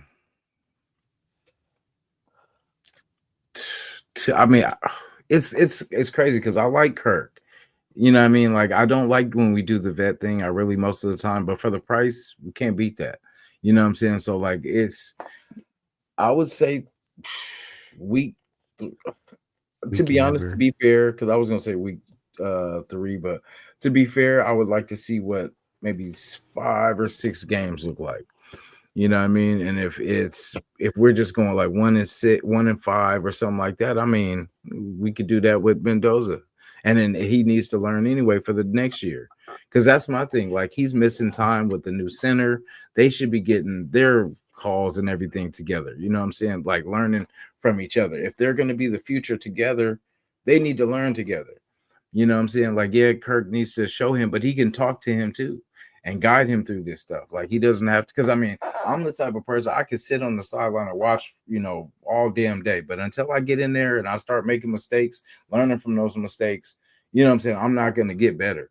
You know, I'm going to just be itching to get in there and see, oh, look, I can do it. But until I get in there and make mistakes and get, you know, just go through it and physically get my hands on stuff, I am not going to get better. You know what I'm saying? Here we go. Raider Twan, I'll give you time to answer this question. Are the Raiders taking away development time from Mendoza? Oh, yeah. Repeat the question again. Is starting Kirk Cousins taking away vital developmental time from Mendoza? Not at all. Not at all. Why not? Because I feel like he's still going to get his reps. What do we see Kirk Cousins playing in preseason? No. You know what I'm saying? Like, it bare minimum. So he's getting his opportunities. But again, when you're trying to establish the foundation of this offense, you can't have someone out there that does not know what they're doing. And it's not oh, let's just grow together and, you know, everything's going to be kumbaya. Like, no, let even with the and this is, you know, what Jason said is, oh yeah, it depends on if we run the ball. Yeah, we can run the ball, and yes, I believe in Genty, but what's the best friend to the run game? Play action. And what does it require for someone to do with play action? It takes for them to take the ball under center, which is something that Mendoza's struggling with, and then also do the proper steps backwards in play action. So if you're asking for him to do those things and he's not consistently getting it done, then you can't put him out there. You're really hurting yourself. And again, I'm glad that they're Okay, cool. Save it for the closing arguments, which you can go first, No, I got or more. you got 3 minutes for your closing arguments. You guys get ready in the chats and see who you're gonna vote for. Um, you have 3 minutes with your closing arguments. Raider Twine, and it starts now. I believe that Mendoza is the future of this team. I like Mendoza. I believe that he is a better talented quarterback than someone like an AOC. But at this point of his career, he's not ready to be out there week one, especially where we are as a team. Again, this is a teaching moment for all parties involved. And if you can have someone out there that can help teach and bring everything together, then let's use that to our benefit. And again, it has been reported, it has been seconded, it has been third. You know what I'm saying? I can keep going on and on. And I wish I could take a whole live on the reason why Mendoza is not completely ready to go week one. Now, can down the line of the year, can Mendoza, get it together and show what needs to be done during practice in order for him to get out there? Absolutely.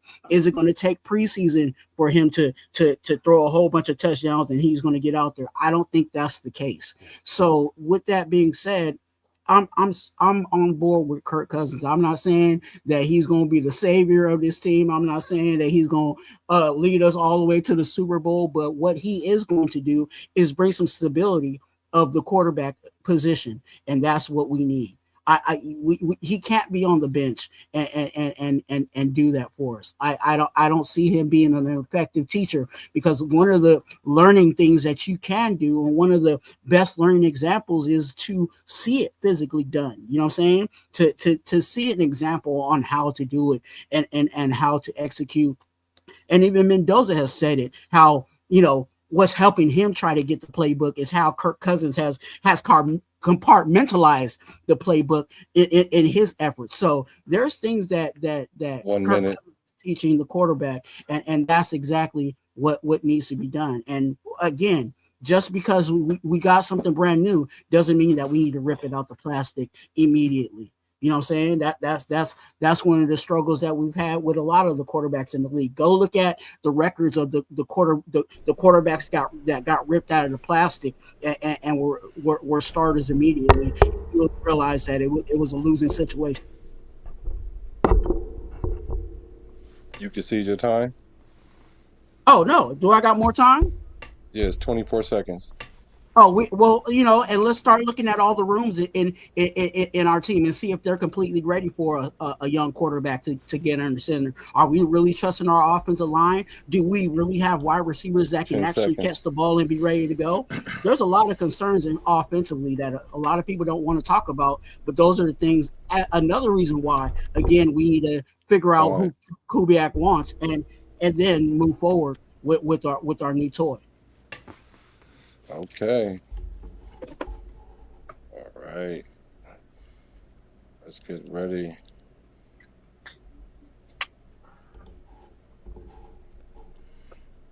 Raider Nation, Jason.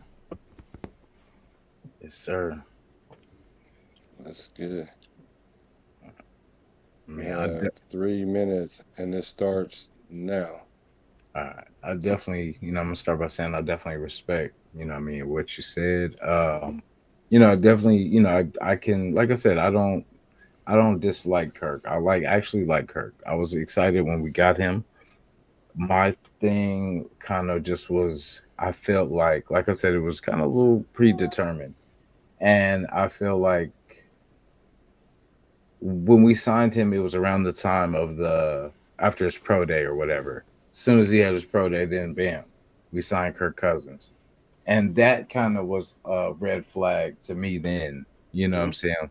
Because it felt like, I don't like the way the Vegas media spins everything and tries to tell us that everything is rainbows and flat, you know what I'm saying? Like, I don't like that. So I don't listen to a lot of the stuff of what comes out, like they're saying that this or that, this person looks good, or Kirk's, someone said it earlier with the Kirk to Brock Bowers, like, oh, they look good. The connection, of course, it's Brock Bowers. You know what I'm saying? He's going to make anybody look, You know, so that's what I'm saying. I don't feed too much into that. So like I in the position that Mendoza's in, he's early into this NFL career. So of course there's a lot he doesn't know. And like I said, I like Kirk. Kirk brings good veteran leadership to the room. So I'm not mad. It was just when we got to the talks about Mendoza should be third string quarterback when it all comes down. I just didn't like that part because I'm like, what are we doing? What did we do with our first round pick that now he's the third string? Like we could have, if that was the case, someone didn't scout, someone didn't do their scouting duties. You know what I'm saying? Because this should have been talked about before they drafted him. If he couldn't do this, he couldn't do that, and they didn't Maybe think. they didn't have an option. Yeah, no, but I'm saying if they didn't think that they were going to be able to 1 get minute. all that in order, then somebody did a bad job of putting this thing together because that's a waste of a year. You know what I'm saying? And that kind of goes to what I was saying about the draft. Like we got a lot of fill in pieces. You know what I mean? Or like a lot of plug in players, but we didn't get starters. We didn't get official, you know what I mean, studs. You know what I'm saying? So that's the thing. Like it just makes me question what was the point of it?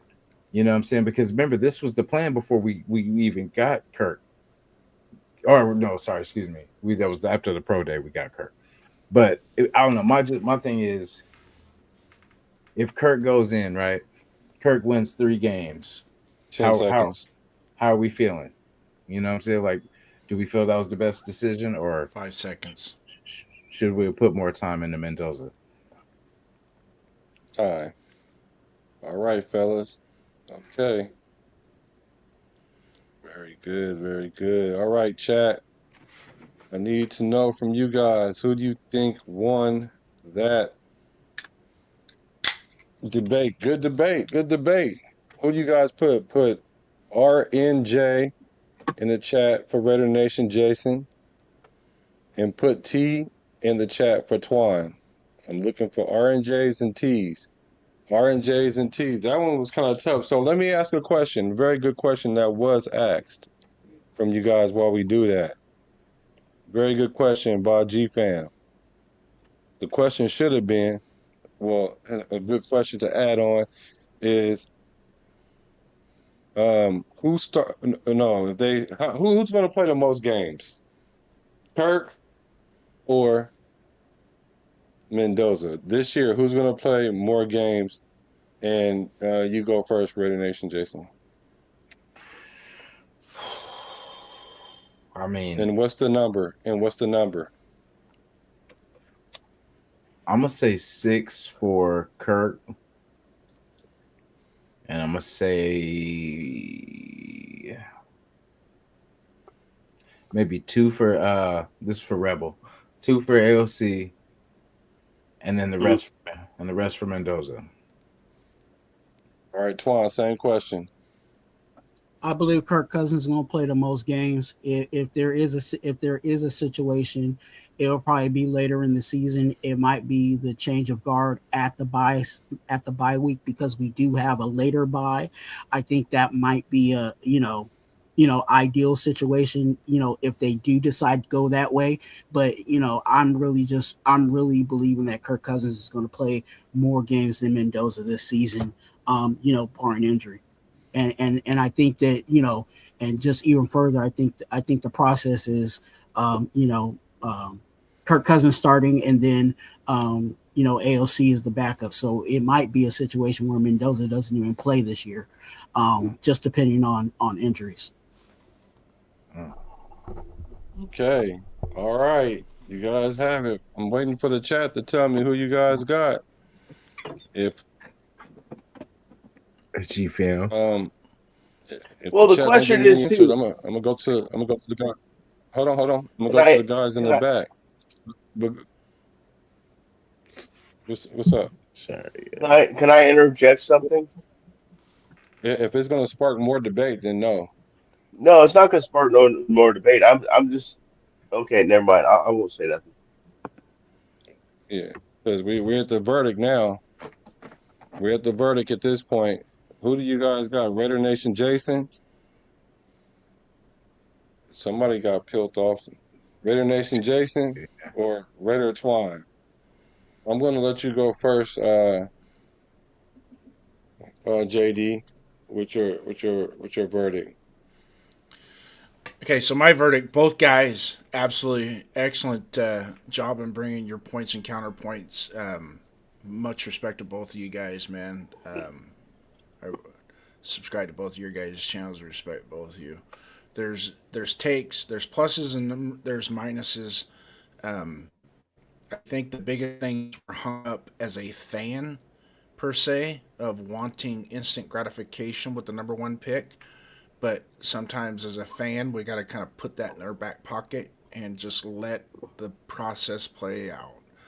Um, but to Raider Jason's point is that you drafted him for a reason, and to bring him up and just put him in, it makes that it seems logical.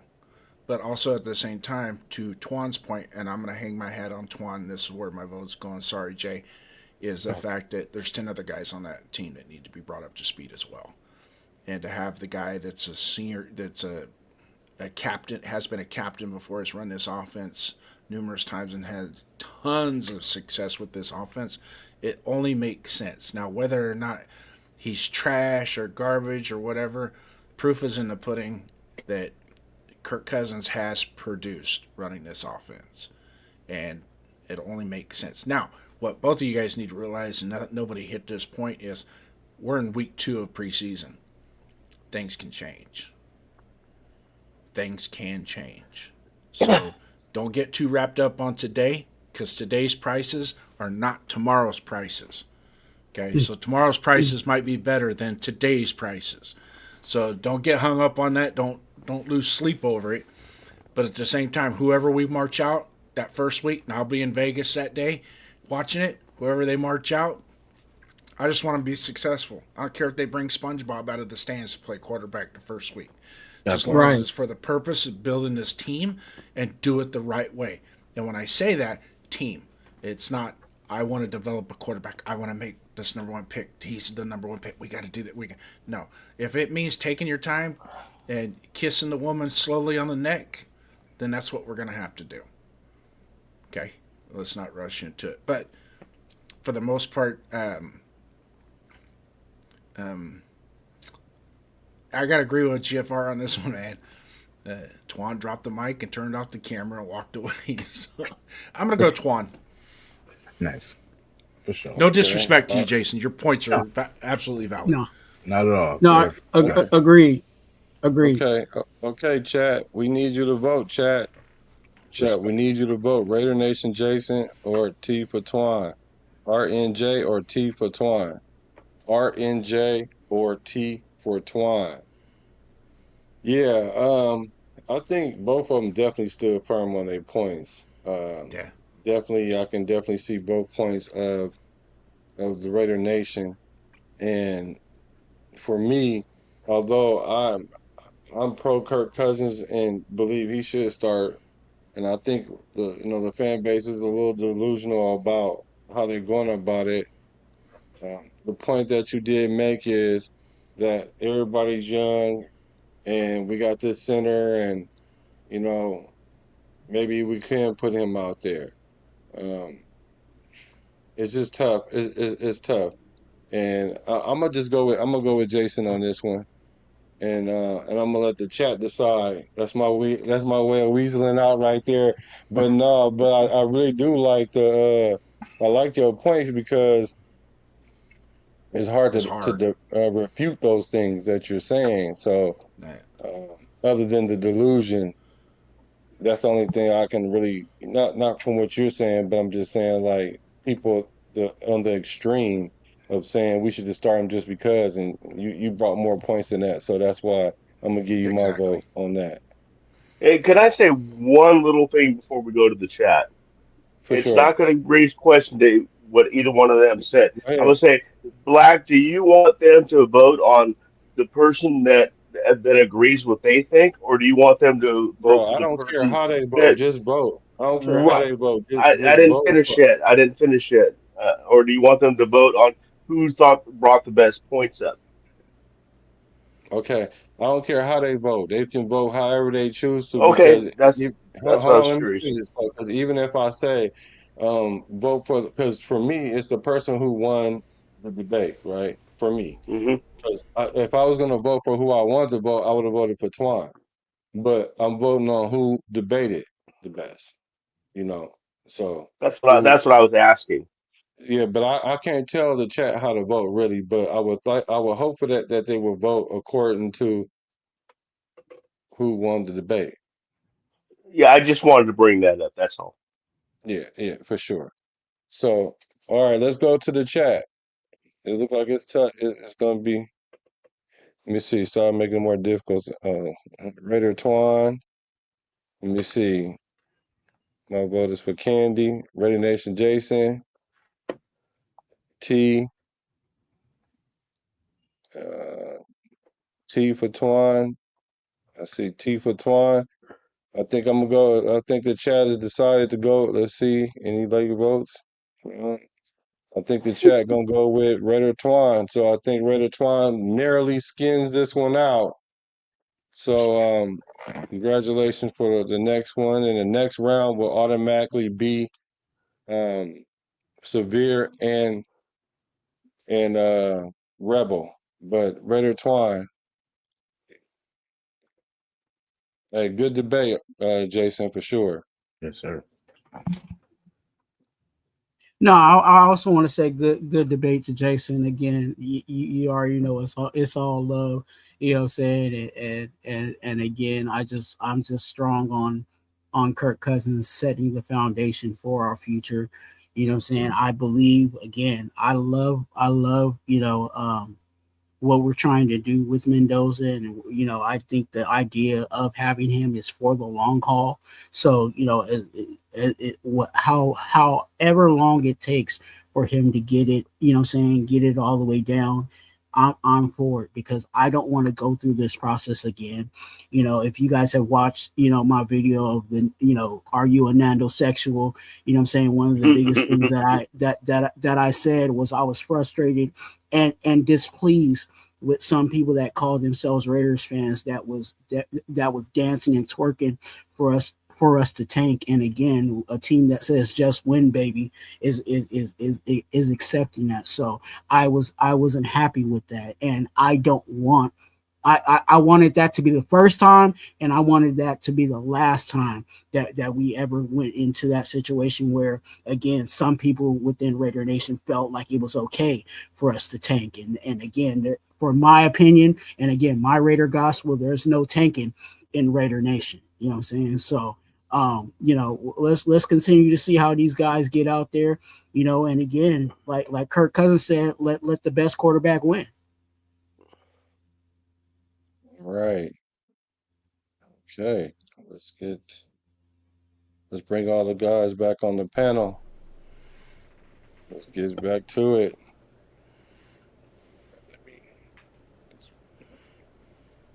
All right. Let's get back to the round table. We already know who's going to be in the final round, but you guys can discuss this. What the heck is going on?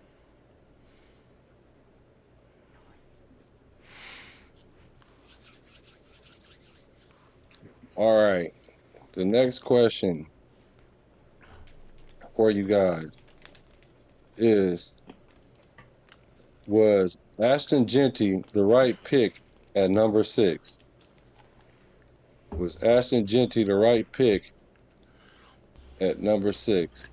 I saw that red hat pop off his head already, man. This is a setup. This is a setup. Is this a question or is this a statement? This cannot be a serious question. So here we go with. All right, everybody stand back. Let Severe do his thing. No. This is the round table. Everybody can have their discussions about this, but I will suggest that Severe and Rebel, choose their shots wisely in this round. And also, Twan, do you choose to be the judge or not? Yeah. So we're competing and we haven't even got to go yet? No. This is where I'm gonna let you everybody go get to first, give bro. their I'm gonna let you go first. everybody. I No, don't- hold on, hold on, hold on, hold on. Watch this. This is the round table. So I don't know how I'm this sure works. the I don't other know. guys want to give their opinions too. You guys think don't the have to rules. necessarily partake in this or whatever or what, however you choose it. But I you don't gotta guys say a will motherfucking debate word, each bro. other. I don't gotta say Say that shit. again. I don't gotta say a motherfucking word, bro. I don't gotta say shit. Look, I don't gotta say nothing. A motherfucking thing. Hey, Wow. hey, Black. I'll be the judge, but I thought they was gonna go on to Mendoza and Kirk Cousins, but yeah, let's go ahead Mendoza and and. Kirk Cousins. No, it would have been AOC question for a Rebel, but I want to. Shit, I I didn't started want AOC necessarily. over Mendoza. Shit, at this point, so it would have been perfect agreement there. Huh. Okay, let's go. General, this is the round table for all you guys. The 8 minutes start now.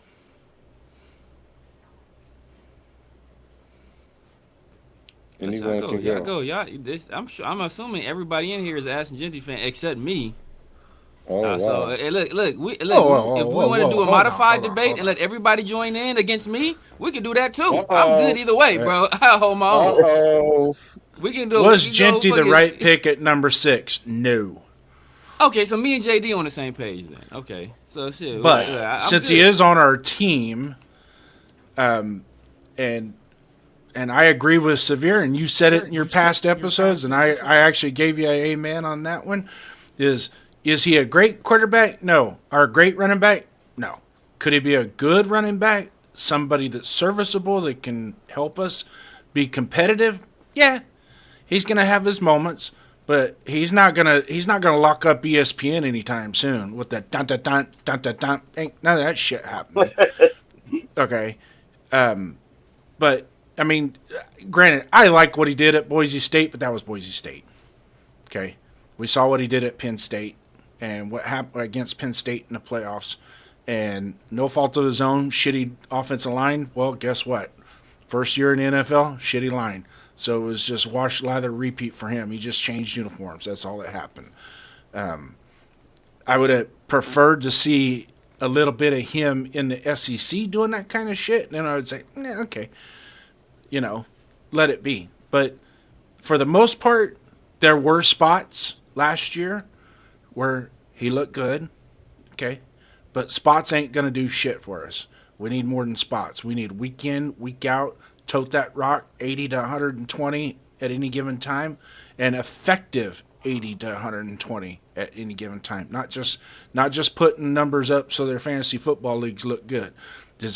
You can still be an effective running back, get 80 yards, 85 yards rushing in a game. Okay, I mean, Bo Jackson's first game against the Broncos everybody was, oh, whoa. He only had 87 yards rushing, and one of them was on a long run that he plowed through everybody. So, I mean, it happens. I'm not Severe. God damn it, I'm not comparing him to Bo Jackson. Don't even start that shit. I know you're not. But some people does will, Genty though. have the That's the thing, ability people to will. give us RB1 type of production? We'll see. But we all know that offensive line is going to have to come around. And the part that a lot of people miss is probably the best pickup that we had this year in the offseason was Rick Dennison. And proof is in the pudding with Rick Dennison. He could take an undrafted free agent out of Tennessee and make him the bomb with the Houston Texans.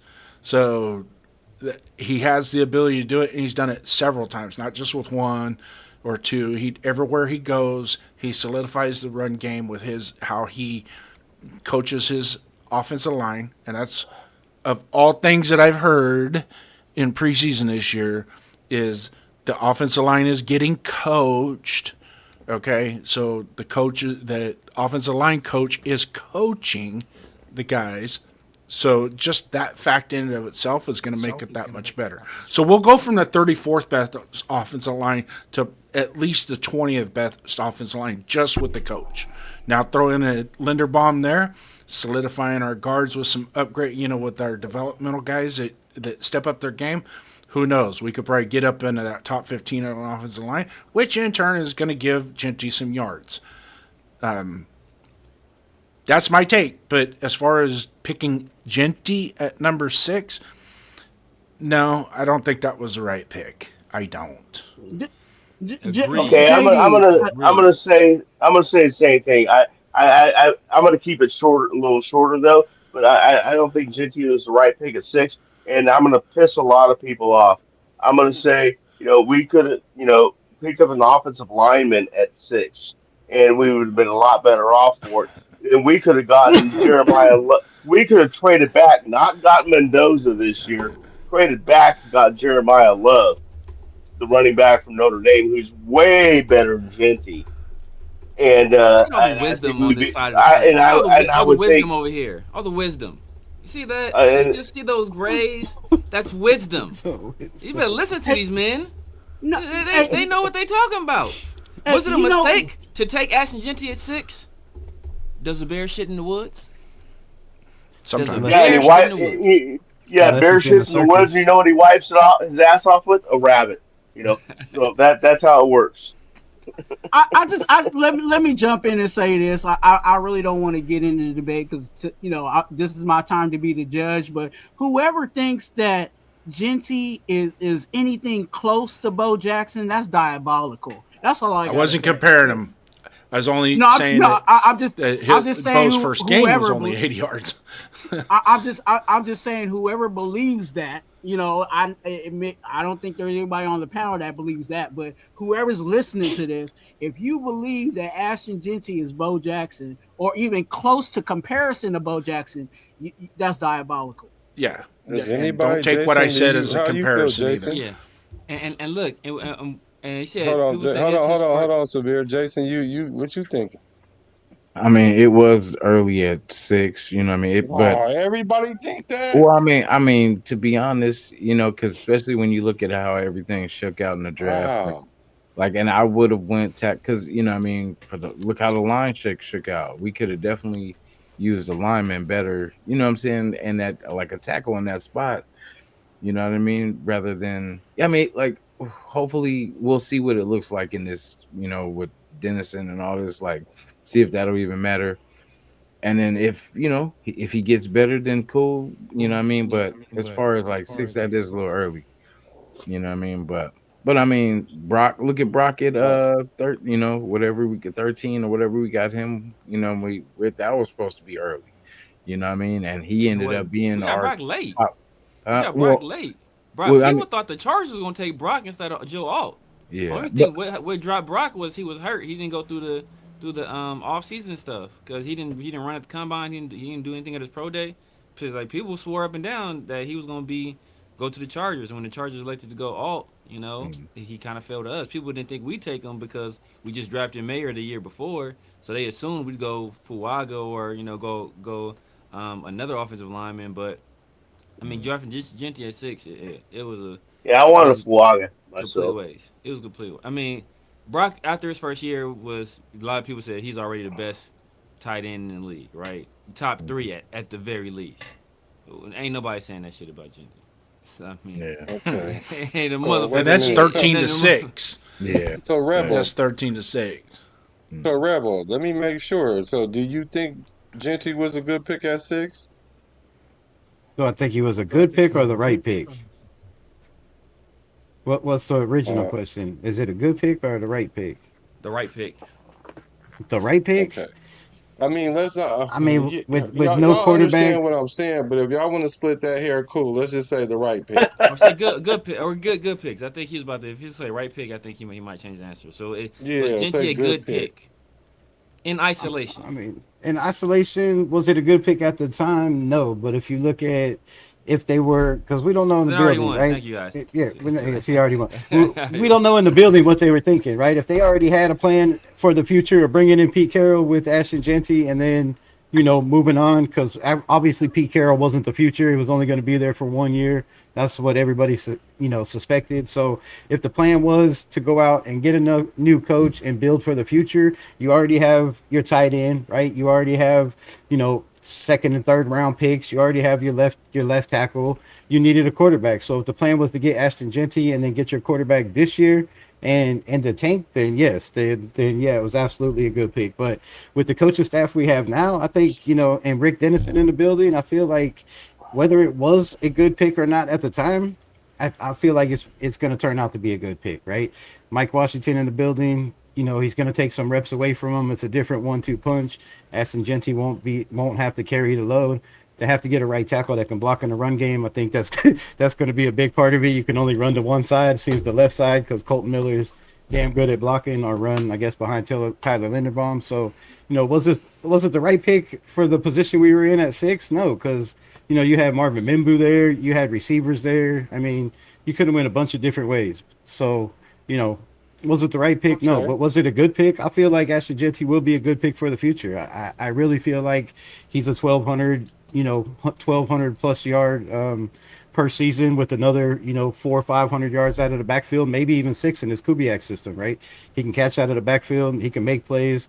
There's all kinds of noise in camp talking about, you know, he looks totally different than last year. He said it himself. He was a rookie on a bad coach team. And I feel like we have to give him, you know, not a pass, but, you know, see what he is this year. And, you know, if he comes out and he's asked this year and has less than 1,000 yards, then yeah, it's, you know, it's time to have that conversation. But I really feel like it's really hard to judge anybody on this team. And I keep saying that last year because of the coaching staff, the, you know, 2 offensive coordinators, the, you know, the family running things, not only the offensive line, but he's the run game coordinator as well. So when you look at who was the run game coordinator, you know what I mean? Like, I got you. Good point. So let me ask you this, Severe.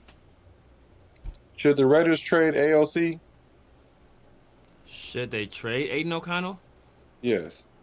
They won't get the same value that Aiden O'Connell offers as a backup quarterback in a trade. Like, they probably won't get anything more. Like, they probably won't get anything, to be honest with you. Maybe like a switch in draft positions in a different round, like in a 6 or 7, but they're not going to get anything for a guy that's obviously going to be the backup and likely with the Raiders' plans like a third stringer. So should they trade him though? Why would yes they? Or no? No. Why would they? No. Get value. Okay. He's more valuable on the team than he is as a draft pick. Agreed. They get. Do you think Aiden O'Connell's got a fair shot with the Raiders? I think he's got a fair shot with the Raiders. Yeah. He started with 17 games. No, I mean, up until this point in his career. Oh, has he got a fair shot? Yeah, I'm asking Severe. He's been involved in 2 quarterback competitions. You know, he's lost one clearly. The other one was more muddy, but I felt he lost that one as well. So he's lost 2 quarterback competitions. So yeah, I think he's been given a fair shot. Fair enough. Okay, cool. That's a debate question right there. AOC got a fair shot. Let me set it up for you guys.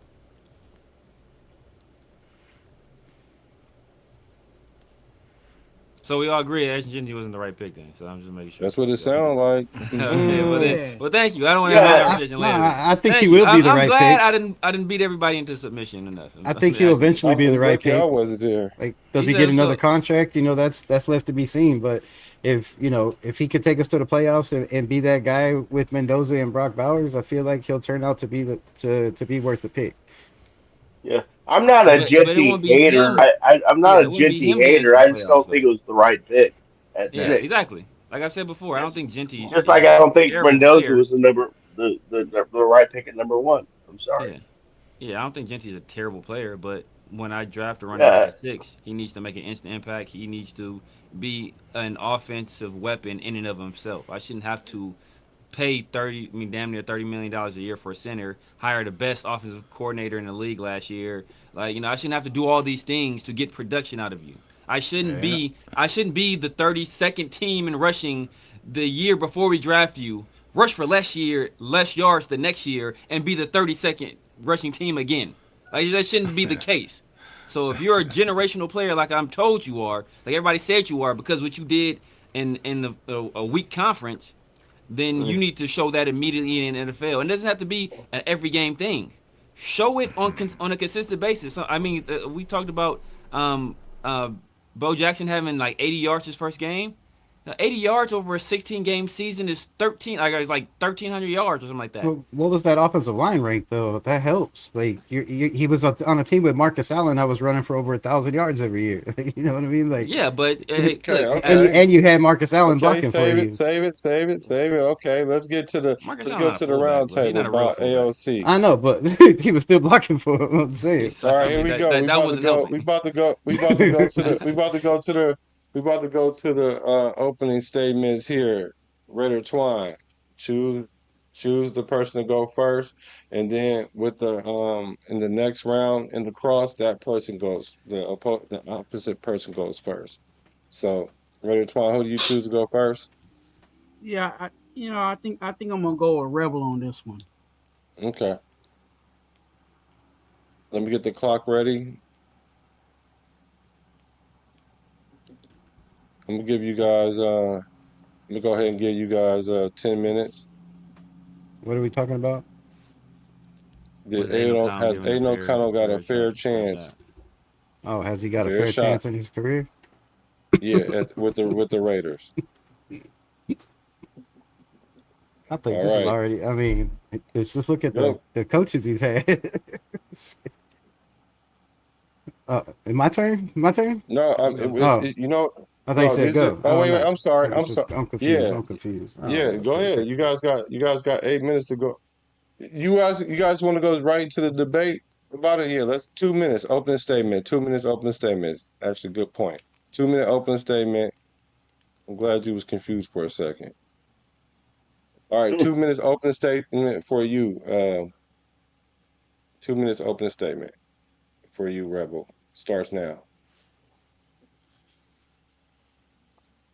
I mean, if we're talking about his rookie year, I guess you could say he got a fair shot after Josh McDaniels was out. But after that, I don't see how we could say he got a fair shot. I mean, I talked about it earlier. There was really no competition with Gardner Minshew. He was the guy making all the money. He was going to start. We all knew that. We all knew that with Geno Smith, right? We know it this year with Kirk Cousins. I don't see how you could say a kid's got a fair shot when you're throwing to Devontae Adams, Hunter Renfro, and Jacoby Myers, and then you take all that away from you take all that away the next year, and you're sitting on the bench, and then when you start losing, you put the kid out there, and then of course whatever happened, he got injured. But yeah, I don't know how you could say a fair shake. You had 7 offensive coordinators in 3 years. And last year, there was no chance of anybody playing. Even with Geno hurt, they still try to play Geno. So yeah, I don't see how anybody could say the kid got a fair shake. I mean, you're throwing to guys like Alex Bachman and Christian Wilkins, the other, not the Christian Wilkins defensive line, but Christian Wilkerson, Wilkerson. You know what I mean? You're throwing to guys like that and Michael Mayer. So yeah, I don't know. I just don't see how you can say he got a fair shot when you have Antonio Pierce as the coach and then Chip Kelly as the offensive coordinator. The kid did damn good with Bo Hardegren, who had never called plays in his life. The kid went 5-4 as a starter and 5-5 as a rookie. So, and then what, 9 touchdowns or 9 touchdowns to 1 interception in his last 5 or 6 games. So to come out and have to battle Gardner Minshew for a position who everybody was talking 10 about in camp, seconds. AOC was winning, and then you get shuffled behind because you bring in Tom Telesco and they pay Gardner Minshew all that money. So I just don't feel like he really got a fair shot at all. All right. Severe. Your opening statements. Your 2 minutes. Start now. Yeah, he was given a fair shot. I mean, the fact that he even saw the field, right? A lot of times people if a lot of times somebody wouldn't even go to a rookie, let alone like a rookie 4th round pick in those situations. So the fact that he even got that kind of exposure shows you that he was given more than most 4th round picks ever get in their entire careers. There's guys drafted in the 4th round that never touched the field in any meaningful snaps. The fact that he actually saw some time and was able to have a modicum of success. I think the fact that we were so low as a franchise at the time that he played well or played somewhat well, won some games. I think the main games people point to are the Chiefs games, one of which he didn't complete a pass. you know, for after the second quarter. It was won on 2 defensive scores, you know, and the running game in that game. I think that's been more than given a fair shot, right? And then the very next year, he was in the quarterback competition with Gardner Minshew, which a lot of people said Gardner Minshew was winning, and a lot of people said Aiden O'Connell was winning. And know what happened? And why Aiden O'Connell subsequently ended up losing that competition? Because he threw a pick 6 against third stringers. And that basically sealed his fate. It was a close enough competition before that, but if he doesn't turn the ball over in a situation like that, then there's a chance that he wins the job. But guess what? It was in his hands, and he fumbled it away. And that's something that we've seen consistently, is that he turns the ball over in inopportune times. And the fact that he's going through all these offensive coordinators, guess what? Every quarterback on the roster has gone through those same things. So to say he wasn't given a fair shake, I think that's being hypocritical, because was Geno Smith given a fair shake if that's the case? Because he had to deal with old man Pete Carroll and Brennan Carroll didn't know what the hell he was doing, and Chip Kelly and whatever else after the fact. But we don't point to and say, oh, well, Geno Smith didn't get a fair shot as a starter last year. He got to But play we all say 17. Aiden O'Connell didn't give a but we say Aiden O'Connell wasn't given a fair shot because he had to deal with that same offense. It doesn't make any sense. He's a solid backup quarterback, and as a fourth guy drafted in the 4th round, I think he'll make a long career being just that. All right. Let's go to the. We're gonna go to the next round, the cross, and give you guys 10 minutes on this one. Rebel was ready to rebel, so you guys got 10 minutes. Remember the rules. So Severe, you start off. If you ask a question, you gotta allow him to answer the question. He has 30 seconds to answer the question. If he starts making other points, you can jump in. But if you guys want to let each other finish these other points, that's fine too. I'm just saying that is within the rules. And keep it respectful. You guys been very respectful all night. Appreciate it. All right, the 10 minutes starts now. So what does a fair shot look like to Raider Rebel, Raiders Unleashed? What would a fair shot consist of? I mean, fair shot for a 4-string quarterback. You would hope if you're putting in a 4-string quarterback, you at least have an offensive line, receivers to throw to, somebody to call plays that could at least put you in the best position or give you the ability to change, use your skills, change plays at the line of scrimmage, check into a run play, check into a hot route, right? Be able to do what quarterbacks do. And I just haven't seen that. I mean, you can watch tape over and over again, and I don't see, once in a while, I've seen him, pointing out the mic, but you don't really see him changing formations or checking into a run play. So I don't know, to have an opportunity, I just feel like you got to be given an opportunity, right? You can't just say, oh, well, he was given an opportunity with Antonio Pierce, that was a linebacker coach and doesn't even know how to coach a team, and then the guys you bring in around him, the coaching staff you bring in around him, like, I mean, I don't know. That, to me, if you're going to give somebody a fair shake, then you would at least give him that chance to start that season. And you're right. Maybe he did, end it by throwing that interception. So time out. You say that Antonio Pierce didn't know what he was doing, right? That's your contention, correct? That was, I mean, it's just yes or no question. Yeah. Okay. Obviously, the first year was different coaching staff. That was McDaniel's coaching staff. When did Aiden O'Connell win most of his games? Who was the with head coach? Antonio Pierce? But that was exactly McDaniel's. my. So if he didn't know what he was doing, okay. So he didn't know what he was doing then. Then when Aiden O'Connell was winning games, so that was just all Aiden O'Connell. It's nothing else. Aiden O'Connell just carried us to those wins. Then the next year he couldn't do it. So now Antonio Pierce doesn't know what he's doing, right? Remember, everybody in the Raider Nation wanted Antonio Pierce to be the head coach because of that string of wins, except me. I wasn't a believer until we won on defense against the Chiefs. I said, don't do it. And I said, if you do it, give it a man multiple years. We went the opposite direction. But so he didn't know what he was doing at that point. But the very next year, after all of Raider Nation called for him to be the guy, and then Aiden O'Connell doesn't have the same success, now it's Antonio Pierce's fault? I say Antonio Pierce, when he took over and they won those games, he was not controlling the offense. He was controlling the defensive side of the ball. That was Bo Hardegree, and that was Josh McDaniels guys that they brought in, right? It was Joe Lombardi was still there. I think he got fired. Yeah, he got fired. At the same time. They got fired, and Joe Hardegree took over. But there was guys like Joe Philbin, and there was still a lot of veterans in there that he could lean on. Antonio Pierce was and then the offense the second year he brought in, the guy from New York, and then and brought in all his guys, and it didn't work the second year, right? Wasn't it Chip Kelly that he brought in? Wasn't that his guy? So No, I that mean, wasn't who. Who guy? Antonio Pierce. Then No, that was not. That was not his guy. Chip brought in Chip Kelly. He is not him and Brian Chip Kelly. So.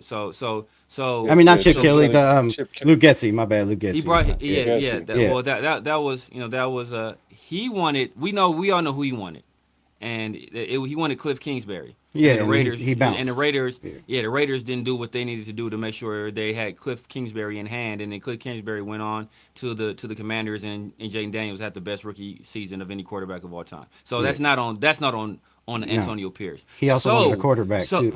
Yeah. I mean, he also wanted to keep Josh Jacobs as well. But hey, but they could have drafted Spencer Rattler, and he didn't. So I mean, we all know how I feel about Tom Yackenberg, who is the player we chose over Spencer Rattler. But so we don't even need to get into that. So Antonio Pierce was running the offense.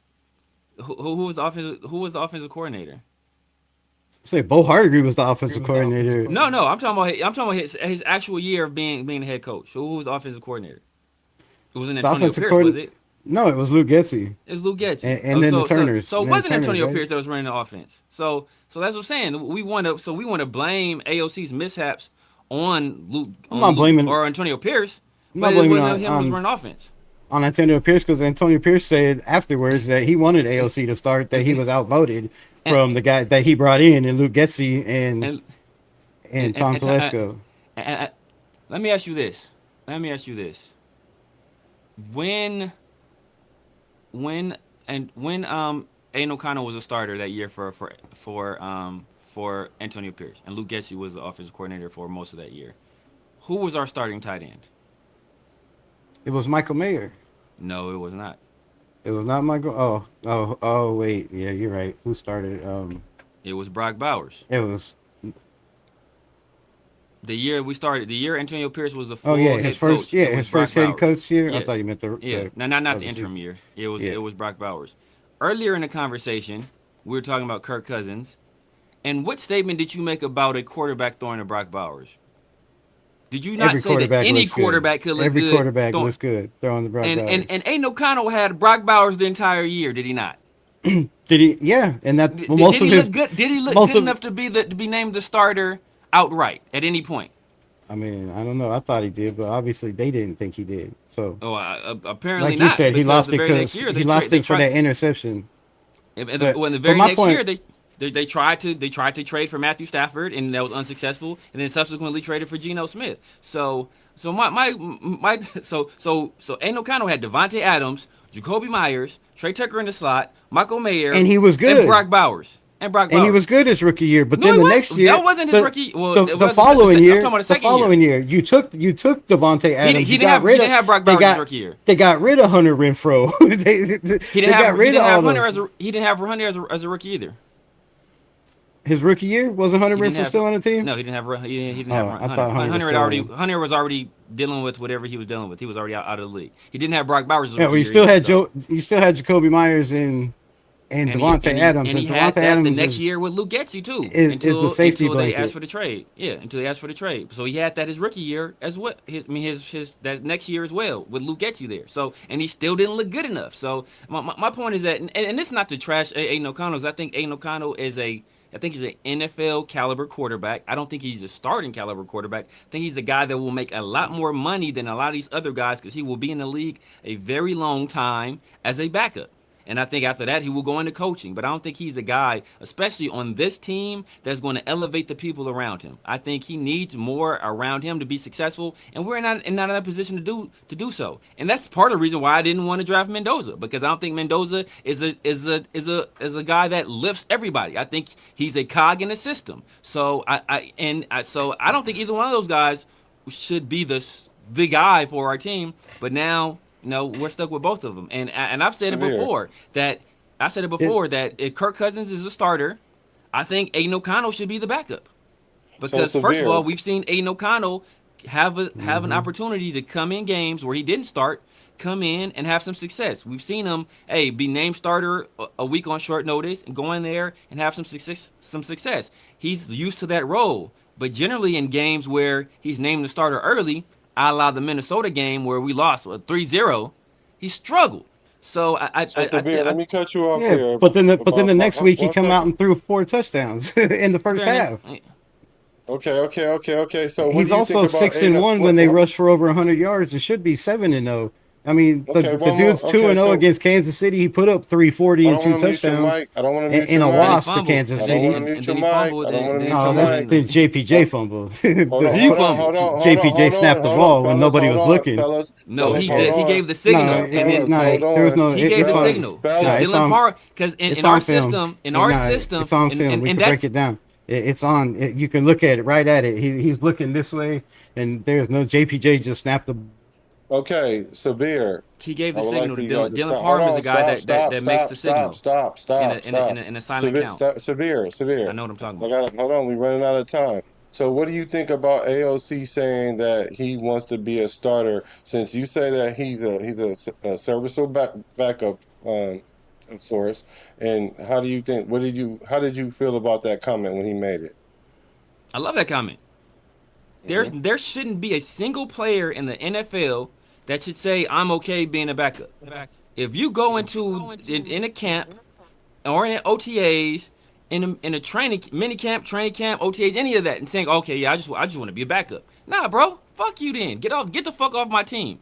I don't want nobody that's not going and in this to be a starter and be a contributor on a team. So yeah, that's the attitude I want him to have. Now, I don't want it to be a situation where if he's not the starter, he's going to sulk about it, and he's never shown that he has or would in the past. So that's why I think he's a great backup, because he's a guy that's going to go out there and push your starters and make sure they earn the job. And then if and when he doesn't win the job, he's going to be competent in his role as a backup and do what the team needs to do to 10 win. seconds. Okay, so Rebel, with that being said, well, why do you think they're not giving him an opportunity to start this year then? Because if that's what he said and he hasn't really had a fair shot, well, what is the reason do you think that this regime, which is the most competent regime that we've probably had on paper so far, why don't you think they're giving him a fair shot? Has he been taking first team reps? I mean, we heard when he was out there with the twos, he's throwing touchdowns to Cedric Jackson, right? He's throwing touchdowns to Malik Benson. He's throwing touchdowns to Jack Besh. Then he's running with the threes. He's throwing touchdowns to EJ Williams. So I mean, the man's out there running. Like, if you put him with a decent offensive line, which he showed his rookie year, they had a decent offensive line. He had weapons to throw to. He was decent his rookie year. I don't think he just became a bad quarterback after that. The team fell off after that. The offensive line got worse. The offensive line coaching got worse. The play calling got worse. The offensive got worse. You got rid of his number one target in Devontae Adams. And like I said, you're throwing to guys like Alex Bachman. So put him out there with the ones and just see what he has. You know, if he doesn't have it, then fine. Like Severe said, you know, last year, 2 years ago, his sophomore year, he had a chance. He threw an interception in the preseason game, and that was it, right? He lost the job himself. So go out there. If the coaching staff is constantly preaching everybody's going to get first team reps and there's a competition at every position, then just show it. Just show it. Go out there, let each quarterback, and Fernando too, run with the ones and see what they can do. Like I said, throw in the Brock Bowers and see what they can do with a better offensive line and a better coached offensive line.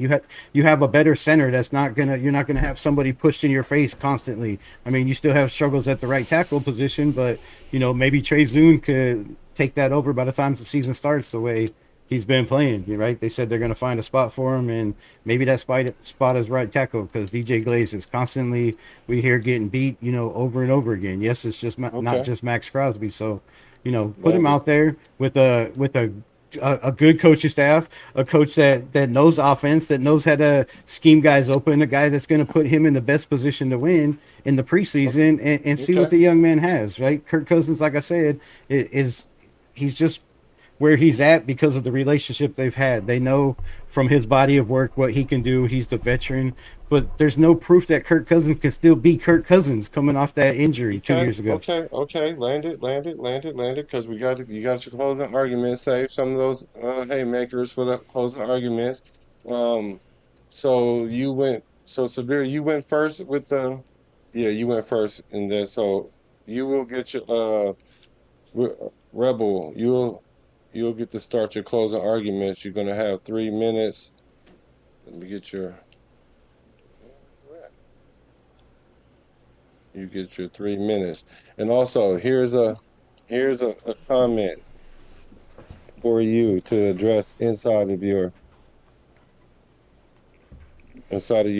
closing. Good question by G Fam. Well, he did start 17 games, went 7-10, 377 completions with 608 attempts, 62.62 completion percentage, nearly 4,000 yards, 20 touchdowns, 11 interceptions, 187 yards per game, and sacked 35 times for 260 yards lost. Fair shake? So do you feel like that's a fair shake? Oh, I should have put it up. My bad. So you could have read it. My bad. You can read it. Yeah, I know all the stats. Yeah. Okay. I don't know what Hold I don't on. know what the question Your means three by minutes. fair shake. Hold 1 second. Your 3 minutes starts now. I don't know what the question means by fair shake. He's saying I don't know, right? With the I don't know symbol. So I mean, yeah, those numbers right there tell you that the kid could go out there and win games. I don't feel like we lost a lot of games from Aiden O'Connell if we lost any, right? Maybe the Chargers game, his first game ever of his career, where he got sacked 7 times and then just led us back from down 10 points with a chance to go in and win the game or tie the game, whatever it was, and he threw a pick six. Rookie mistake, right? First game ever. Other than that, I can't remember him winning losing us a lot of games. Now, Severe said, the fumble, we'll have to show that on tape because I showed that on my channel over and over again, and everybody that was in the chat agreed. There was no communication, no nothing. JPJ was not paying attention. AOC looking to the sideline. While you're looking to the sideline when you have a headset on and whatever they're telling you, you should be looking at the ball constantly. I don't know if he was trying to put guys in play or somebody was, trying to get his attention. I don't know what happened, but the point is we lost. But he had 340 yards and outplayed Patrick Mahomes in that game. Had better stats, better QBR rating, and better completion ratio. So the kid and those numbers that are on the screen right there show what he can do, right? 62% completion ratio is not bad considering the coaches that he's had and the offensive coordinators he had, right? The running game behind him, like I said, 6-1 when the Raiders rush for 100 yards plus, right? That's damn good stats. Could be, should be, right? You make the call. 7-0 when the Raiders rush for 100 yards. That's damn good stats. So the kid doesn't make turnovers, right? You can see by the numbers right there, 11 interceptions to 20 touchdowns. If you're telling me my quarterback this year, those are the numbers, I think that's way better than we were last year. I think that puts us at 7 or 8 wins if those are our numbers, if we have a top 15 defense. So yeah, I just don't feel like he got a fair shake. And if you do feel like you got a fair shake, that's fine, but put him out there, see what the kid can do with the ones in camp, the rest of the camp and the preseason, even the joint practice game. And if he's not the guy, fine, he's not the guy. If if he thinks he's the guy and wants to move on, that's fine too. Like I always say, bro, it's about the shield, and I don't care. I just don't feel like the kid's ever got a fair shake. We've seen what he can do with not even great coaching, but great decent players around him. They still didn't have the best defense that year, but they did pretty well, and the numbers on the screen speak for themselves. So I feel like with a competent coach, as everybody said, right, you have a competent coach, a confident offensive coordinator, and look what he's done to the quarterbacks that he's played with: Brock Purdy, Sam Darnold. He said there's a lot to work there with Aiden O'Connell. So, maybe he can make Aiden O'Connell that guy, and, maybe not. Maybe he moves on and is that guy. Maybe he's a backup for life. But I feel like in this organization at this time right now is the best chance to see what we have in Aiden O'Connell. And if he's not the guy and he loses it for himself, then he's not the guy. You keep him as a backup, you move on, you trade him. But if, all the talk about trading him, if they're really trying to trade him, that's time. Why are you not playing him? Yep. All right. Man. So really got your work cut out for you, bro. I ain't supposed to be talking. Here's your question. Here's your question or response from G Fam. He said the coaching turnover is the only reason I say he didn't get a fair shake because under consistent coaching, he might be able to excel. You can address whatever you like, but I would like for you to hit this topic as well. Your 3 minutes starts now. So to address this point right off the bat, coaching turnover happens when team loses games, right? You saw the Raiders; they won down the stretch of Antonio Pierce's first season. I will ask everybody in the chat what was the ranking of the Raiders defense during that stretch. I think, yeah, I want to say what was the ranking of the defense during the stretch. They were the number one ranked defense in the league during that stretch. The Raiders won 5 games during that stretch. You look at Aiden O'Connell's record. He's 7-10 as a career starter, so it means 5 of his career wins came during that stretch when they had the number one ranked defense. Oh, what a surprise! He needed the number one ranked defense to win more games than he lost. So that shows you that he's a guy that needs to be carried by the supporting cast around him. The Raiders haven't had the talent to carry a quarterback forever. One of the reasons why we had to get rid of Derek Carr because we felt we needed an upgrade because we needed somebody that can help improve the play of the team and not be dependent on what was around him to support them as a player. We talk about just Aiden O'Connell just being an up and down player, right? The difference between if you think about what makes the great players great or the good players really good and the great players really great, it's consistency. Any player in the league can go off for a game. I've seen Mike White go off for 200 or for 400 yards 2 games in a row and then be a bad quarterback. So it's not about what can you do in an isolated instance. It's what do you do consistently. You are what you consistently do. Isn't that the old saying? And what Aiden O'Connell is he's consistently inconsistent. And when you're on that roller coaster ride with the quarterback, that doesn't breed stability. So if Aiden O'Connell wanted to be the guy to keep a coach on the team, guess what he could have done? He could have won the job that first year instead of turn the ball over and then won games. And when he got an opportunity to get in the game and win games, first things he did was get hurt, which is also a constant theme, right? He got hurt in the Rams game after Gardner Minshew got hurt, and then he got hurt in the Tampa Bay game. He got hurt sliding, right? So he's first of all he's an inconsistent player and he's injured. And we can go back to that KC game that he lost on a fumble. When there's a silent count, the center isn't looking behind them. It's usually a guard that's looking behind them. The person that gives the signal to the center to snap in that situation was Dylan Parham. Usually in a silent count, the quarterback has a particular gesture that they do to let the guard know who is looking back at the time that it's time to snap the ball. A lot of times it's lifting their leg. Aiden O'Connell lifts his leg, so then Dylan Parham touches JPJ, which signals JPJ to snap the ball. That's how a silent count works. What did Aiden O'Connell do before that ball was snapped? He lifted his leg. So he made the mistake, and that's what eventually cost us the game. Anybody that doesn't believe that, go back and watch the tape. Look who's looking backwards. Look how Dylan Parham touches JPJ, and then JPJ snaps the ball. That's how it goes. So I just feel pull it up. Yeah, pull it up, bro. I've watched it 1,000 times. We can pull it up all we want to. So the fact that we talk about his 7-10 record, like I said, most of it was done with the number one ranked defense in the league. The Raiders haven't had that in forever, and they're not going to have that for a long time again. And if we talk about Clint Kubiak and what he is as a coach and the offensive mind, that's it. Hey, so I will tell you guys this. On the next show, we're going to talk about that play. I was going to do that play for sure. That's a very good one because that's something that kind of cloudy in our minds. So that is a good topic. We will discuss that topic. So chat, y'all seen it. This is the verdict. We need the verdict from you guys. I need the verdict from the chat. Let's see. I'm gonna go first. Well, man, that was tough. And I'm gonna try to be as fair as possible because I do think that you guys both have valid points, and I can see both sides could possibly work. Like if you did give AOC a chance, maybe he could play better. But for me, the one thing that I can't get over, and it was brought up late in the conversation, was his ability to stay on the field. So that's kind of where I'm leaning. Like you can't really. It's hard to say did he put himself in the best position, and then also what you initially said was how often does a fourth rounder get the opportunity to to get to all those chances. So I'm gonna go with Severe on this one. But definitely was a good debate. Let me see.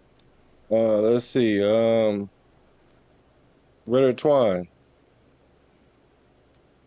you want to go, or should I go Yeah, to the chat first? Oh, go ahead. go Go ahead. go go to the chat. Go to the chat. Okay, let's see what the chat say. Let's see what the chat say.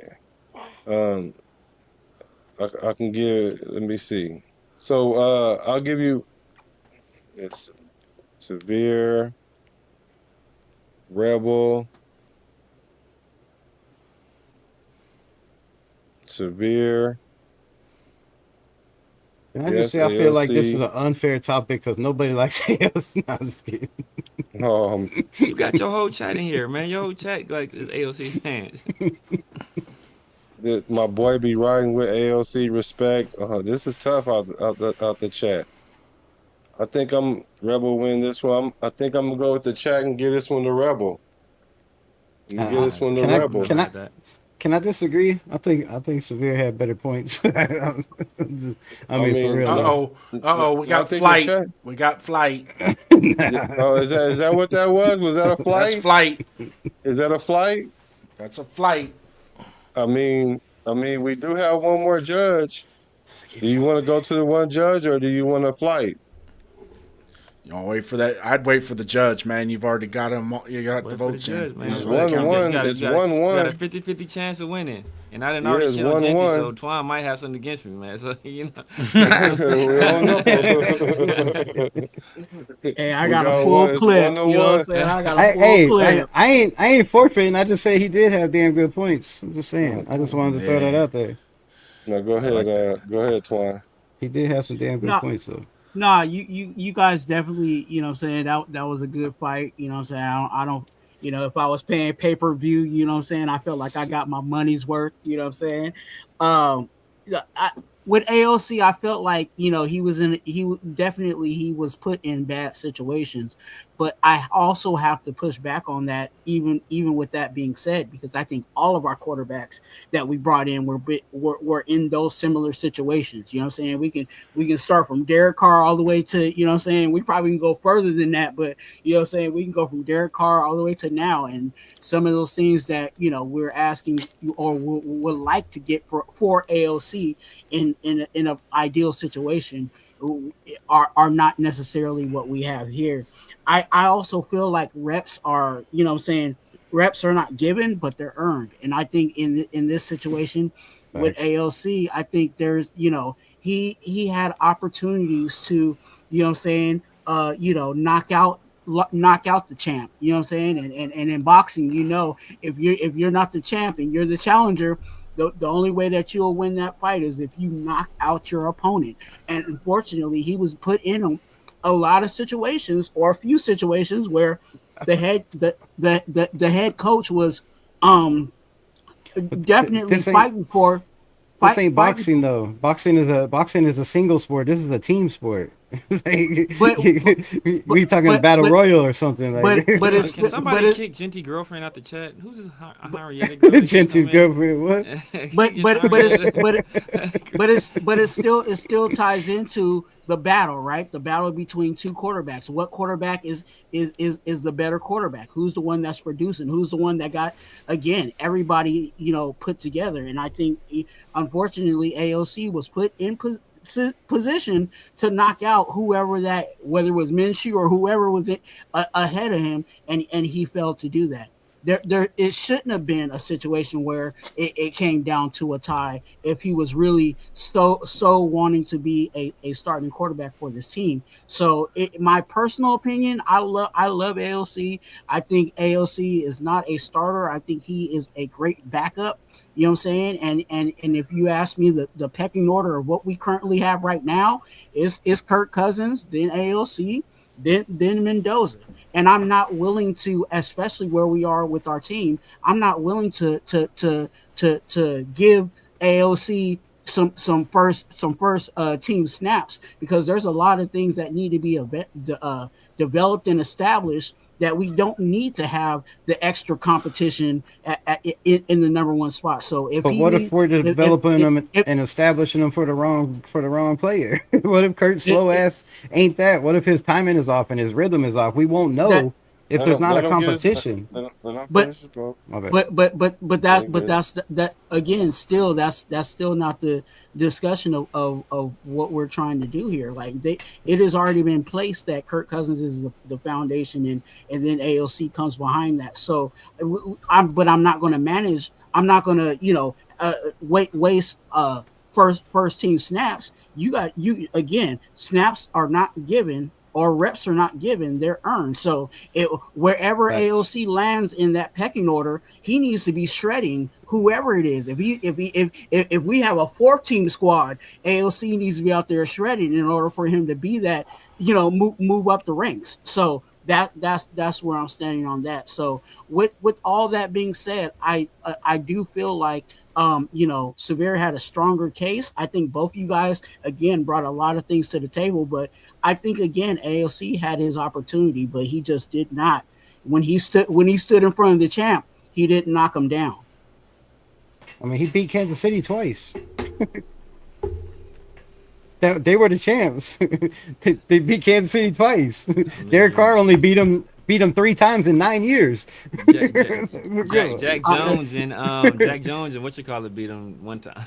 yeah. Hey, as long as you ain't turning the ball over, you ain't losing, right? So hey? So Twan, your vote is to who?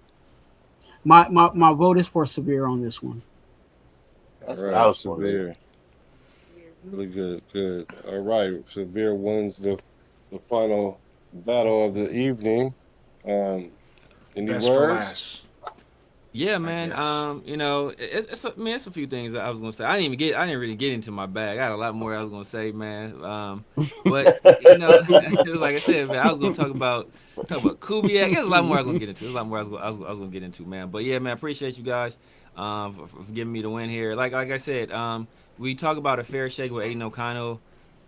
Are any of the quarterbacks that were on the team before, are they still on the roster? Is anybody that was on the team his rookie year or second year or last year, or any of those guys still on the roster? No. Aiden O'Connell was the last man standing. So that means all these separate coaching staffs that have all seen Aiden O'Connell and say, you know what? I think we need to go somewhere else. Remember last offseason when Tom Brady took it upon himself to go watch film and work out with Aiden O'Connell. And then the very next day, he flew to Montana to recruit Matthew Stafford. That should have told you all you need to know about what he thought about Aiden O'Connell. Was that after a film session and a workout session with Aiden O'Connell individually, no other coaches around, just them one-on-one. He flew to Montana to try to recruit Matthew Stafford, and then they subsequently gave up a 3rd-round pick for Geno Smith. So obviously Tom Brady didn't believe in him from what he saw. These other coaching staffs didn't believe him as a starter. I think all of them feel he brings value to this organization. I feel he brings value to this organization as a guy that's going to push a starter, as a guy to make sure, look, the starter on this team is not going to be able to slack in practice, not going to be able to slack in training camp, because we have a guy in Aiden O'Connell that's out there that wants to be a starter and is going to do everything in his power to be a starter. So he's going to make damn sure our starter is on their P's and Q's. I think that's a valuable thing to have in the backup quarterback. He's shown that he can come in certain situations, and he can be a serviceable quarterback and win you games. I think that's an ideal role for him. And I think if you look at people want to poo-poo on Brian Hoyer. Brian Hoyer spent 14 years in the league, made a shit ton of money. He made a lot more money than several first-round picks have made at quarterback. So I think it's not a bad thing for Aiden O'Connell to be a career backup. In some instances, being able to be a backup and be viewed in that way is a positive thing, because a lot of the reasons why, players like Cam Newton and Vince Young and so on and so forth, a lot of reasons those guys weren't given jobs in the NFL and their careers ended early or earlier than expected is because people didn't feel that they were backup quarterback material. And that cost them money in the long run, and it shortened their career. So, hats off to Aiden O'Connell. Best of luck to him. But, he's not a starter in the NFL, unfortunately. All right. All right. Well, I that got a concludes. I got a Yeah. side contest. If you're going to conclude, I'm on a side contest. I think of the three, me versus JD, uh, uh, Juan versus who did Juan go Versus Jason, against? versus Jason. Raider Nation. Jason, Raider Nation, Jason, and then Severe versus Rebel. I vote Rebel and Severe as being the best debate of the night. Look, I was gonna throw a shot at Raider Nation Jason because remember Baby Kurt. You remember Baby Kurt, dog. You remember? You remember? I didn't. I was gonna give you. I've been giving it to Angelo every chance I get. I let Angelo know about that one. Yeah. High So hopes. High hopes. so that those are the three debates. Um, you guys, you know, I really, really appreciate you guys for, hacking in and doing this very first show. We'll streamline some things, and I think it was good overall. But I mean, if you guys want to dip out, but I did have one little just general question about today, man. It was a fight today, man. Is Max Crosby doing too much? I just need to know just from y'all. Is Max Crosby doing too much at this point? He showed up with the presser with no t-shirt on. I'm calling him a habitual line stepper at this point. Um, Now, I mean, I read Twine he said some things about, look, man, I mean, you keep pushing the limit, and now it got to the point where you could have injured the quarterback. I mean, but then Max Crosby trying to get back in his bag because if he don't, then we're gonna say, well, we should have traded him. And I think he's just trying to get back in mode. Do you guys thinking Max Crosby doing too much at this point? Maybe Yeah, man, he Max wants doing. AOC. He He, trying to hurt Kirk.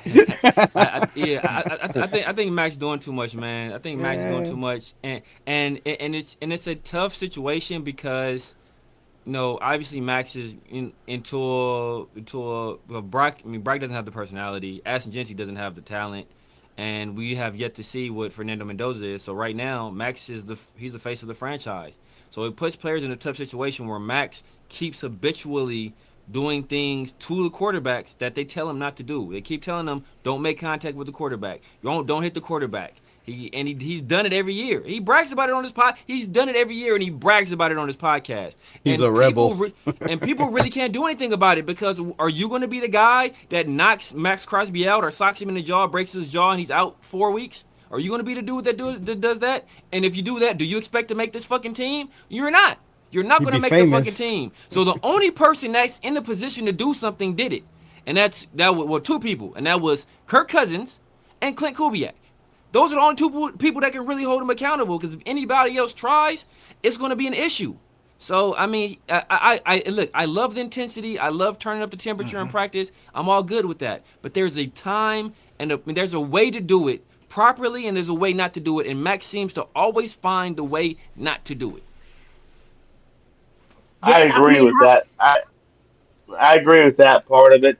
But I mean, Max is Max. We know what Max is. Max is Max 100% all the way, all the time. I was a paratrooper. He's all the way like a paratrooper. You can't have one without the other. I mean, I'm sorry. You're either all into it or you're not. And does he cross the line? Of course he does.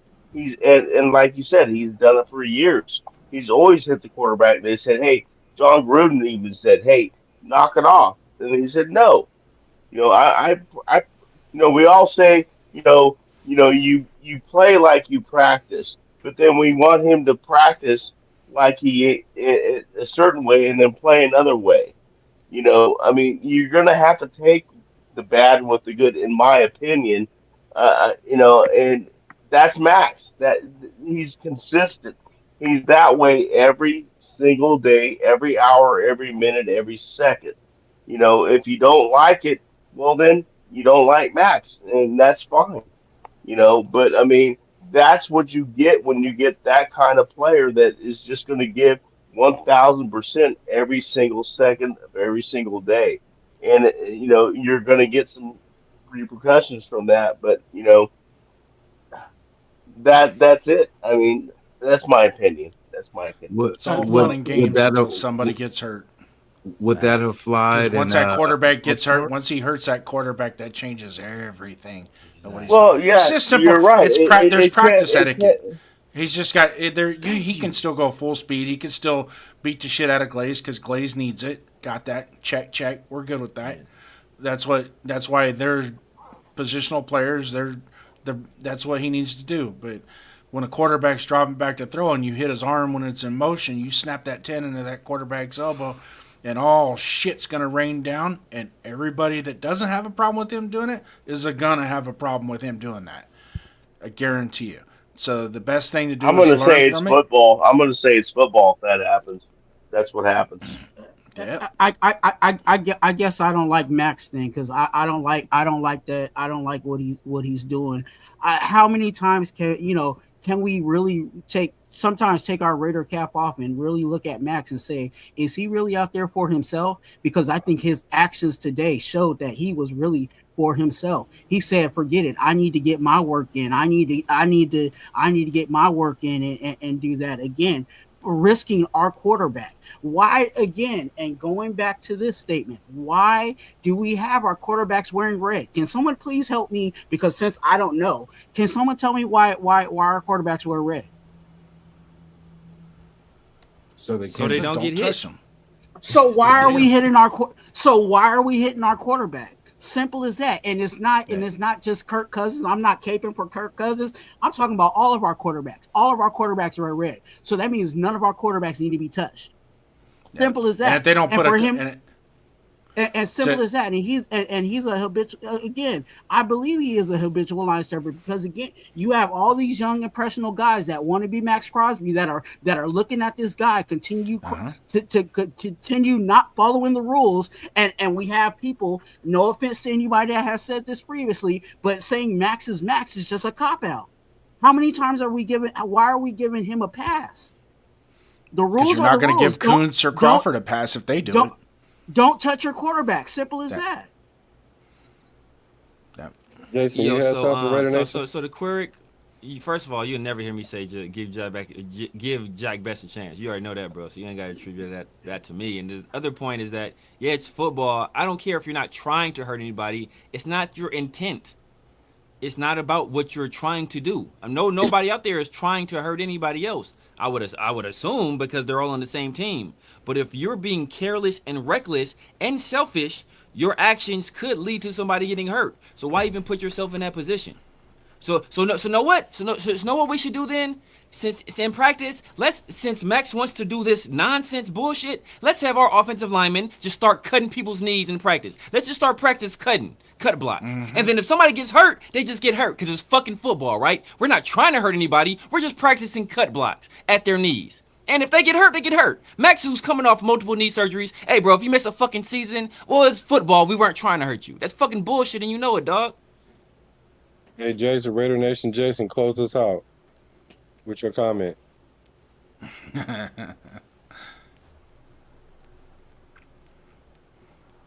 Yeah, I would say, a lot of that stuff would have flied before the trade.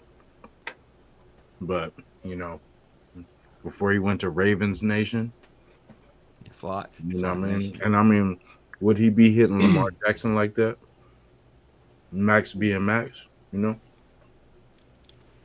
Would that fly in Baltimore? Nope. Hell no. Hell no. Yep. I want to thank y'all for popping up. Hey, I want to go. Nobody. Oh, yeah, I'm sorry. I'm sorry. Go ahead. No, nobody's above the shield, right? Isn't that the motto? Nobody's above the shield. So how come Max Crosby gets a pass and he's above the shield, right? Like, nobody's above the shield. He talks about nobody's above the shield. So, Kirk Cousins says, we're taking or Clint Kubiak says we're taking the I out of the building, right? It's all about we and team now. But I still hear Max Crosby talking about I want to be great. I want to be a gold jacket. I. So he's the rebel of the building. He's not following suit, and he's not setting an example for the rookies in the building. Like, if Max Crosby don't have to listen to the rules or follow the authority, why do we have to, right? So, it's a bad look for the young guys. You're supposed to set an example out there. You can't be hitting a quarterback especially when he's 39 years old or 45 or whatever he is. You can't be out there hitting the man's arm when he's trying to throw. Like you're gonna tear an elbow or a shoulder or something in there. So yeah, I feel the rules should apply to everybody and nobody's above the shield. So you know you can't be out there doing that. And yes, they sat him down for the rest of the practice, but I don't think it matters. And we've heard Max Crosby say it himself, right? You could kind of put this on DJ Glaze, right? You heard Max Crosby say it himself. If you don't want me hitting your quarterback, stop me. Stop me. That's your job as the offensive line. Stop me. Do your job. So, maybe he's, yes, you don't need to hit the quarterback, but on the other hand, he's saying, DJ Glaze, this is on you, bro. This is your job is to protect the quarterback. I'm hitting your quarterback because you're not doing your job. So maybe it will make, some of the guys better, maybe not, but either way, you can't be touching your quarterback or hitting your quarterback when he wears the red jersey. Like Twan said, you got the red jersey on for a reason, and there's no reason you could be hitting that. And I get the fact that he plays like he practices. Okay, you can play like you practice and run by quarterbacks like you do in a game. You know what I mean? You ain't got to hit you ain't got to touch them all the time, because there's many times you run by quarterbacks constantly getting juked. So I just don't see why it's necessary that you can't follow rules because you're Max Crosby. Or they run by him. Yeah, or they run by him, right? All right, thank you, fellas. Good night. The battle is over, but the fight never ends. Tonight, you stepped into the arena. You stood your ground. You spoke your truth, and Raider Nation heard you. Until the next battle, keep your shield raised, keep the silver and black close, and never run from the moment. This was Fight or Flight with Black the quarterback. Stand and fight. Stand and fight.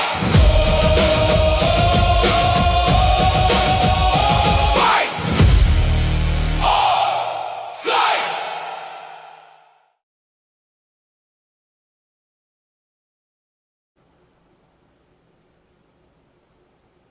Not bad for the first show.